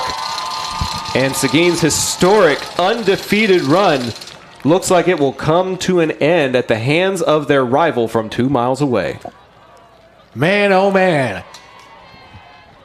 As the sand falls out of the hourglass, folks, we are maybe a knee, or in this case, maybe 2 knees away from the end of this one. Victory formation for Timberview. Snap. Knee brought down. Don't see any stoppage from the officials as we are inside of a minute. They're going to let this thing roll out. 50 seconds left. Looks like this is going to be one more knee. Coach DeSanto urging his team to stay composed for these final 30 seconds. One more knee on the way. for a team that lost our starting quarterback week 1. Led onto the field by an Anthony DeSanto, who was accepted by his team according to his father and head coach. And now tonight, they can say they have taken down the top dog. Our final from Wildman, Timberview 38, Seguin 24. We'll take a break.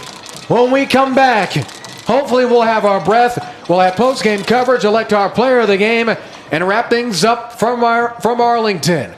Again, our final from Wildman. Seguin falls to the Timberwolves at Timberview, 38-24. From the ASN family of platforms, this is Seguin Cougars football.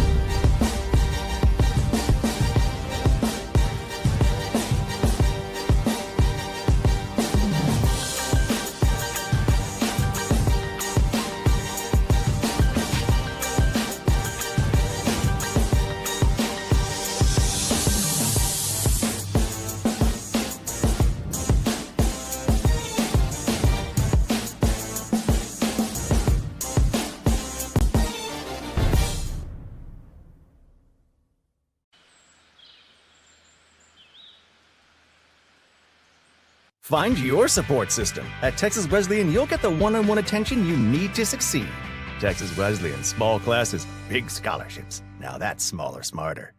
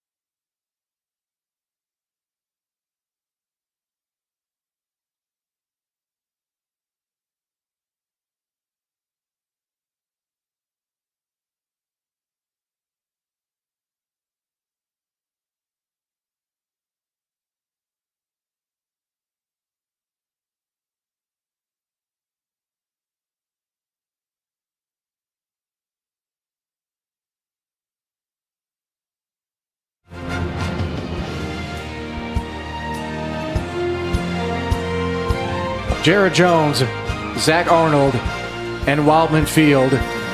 My good friend, we have survived. Wow. And I didn't have to use my inhaler. I thought I would have to at least at some point there in that second half. Man, a football game full of fantastic moments from top to bottom. As we take another look at our play of the game, Zach, was there really any doubt? No, absolutely not. The high point, the Odell Beckham vibes of Carterius Brown, the senior wide receiver, showing exactly why he's a 3-star commit to SMU. And, it's unfortunate that particular play wasn't the spark that Seguin needed in order to stop Timberview's rushing attack. When you score 24 points, you have to feel like you're in it, and they were. A tie ball game going into the fourth, and then 2 rushing touchdowns by the Wolves in that final period provided the final margin. I feel like, and this would be my main closing thought, both teams learned a lot about each other. If you go to last season, this is a Timberview team that went 7-1 in district play, 9-2 overall. This is a Seguin team that last season went 6-4, 3-3 in district, that missed the playoffs to an Everman team who scored maybe a touchdown more than them. Both of these teams are playoff caliber teams. Absolutely. And now in an environment like this, in a game like this, it's going to be as tough as a game as you will see probably up until the regional round of the postseason. This had every type of making of a playoff game.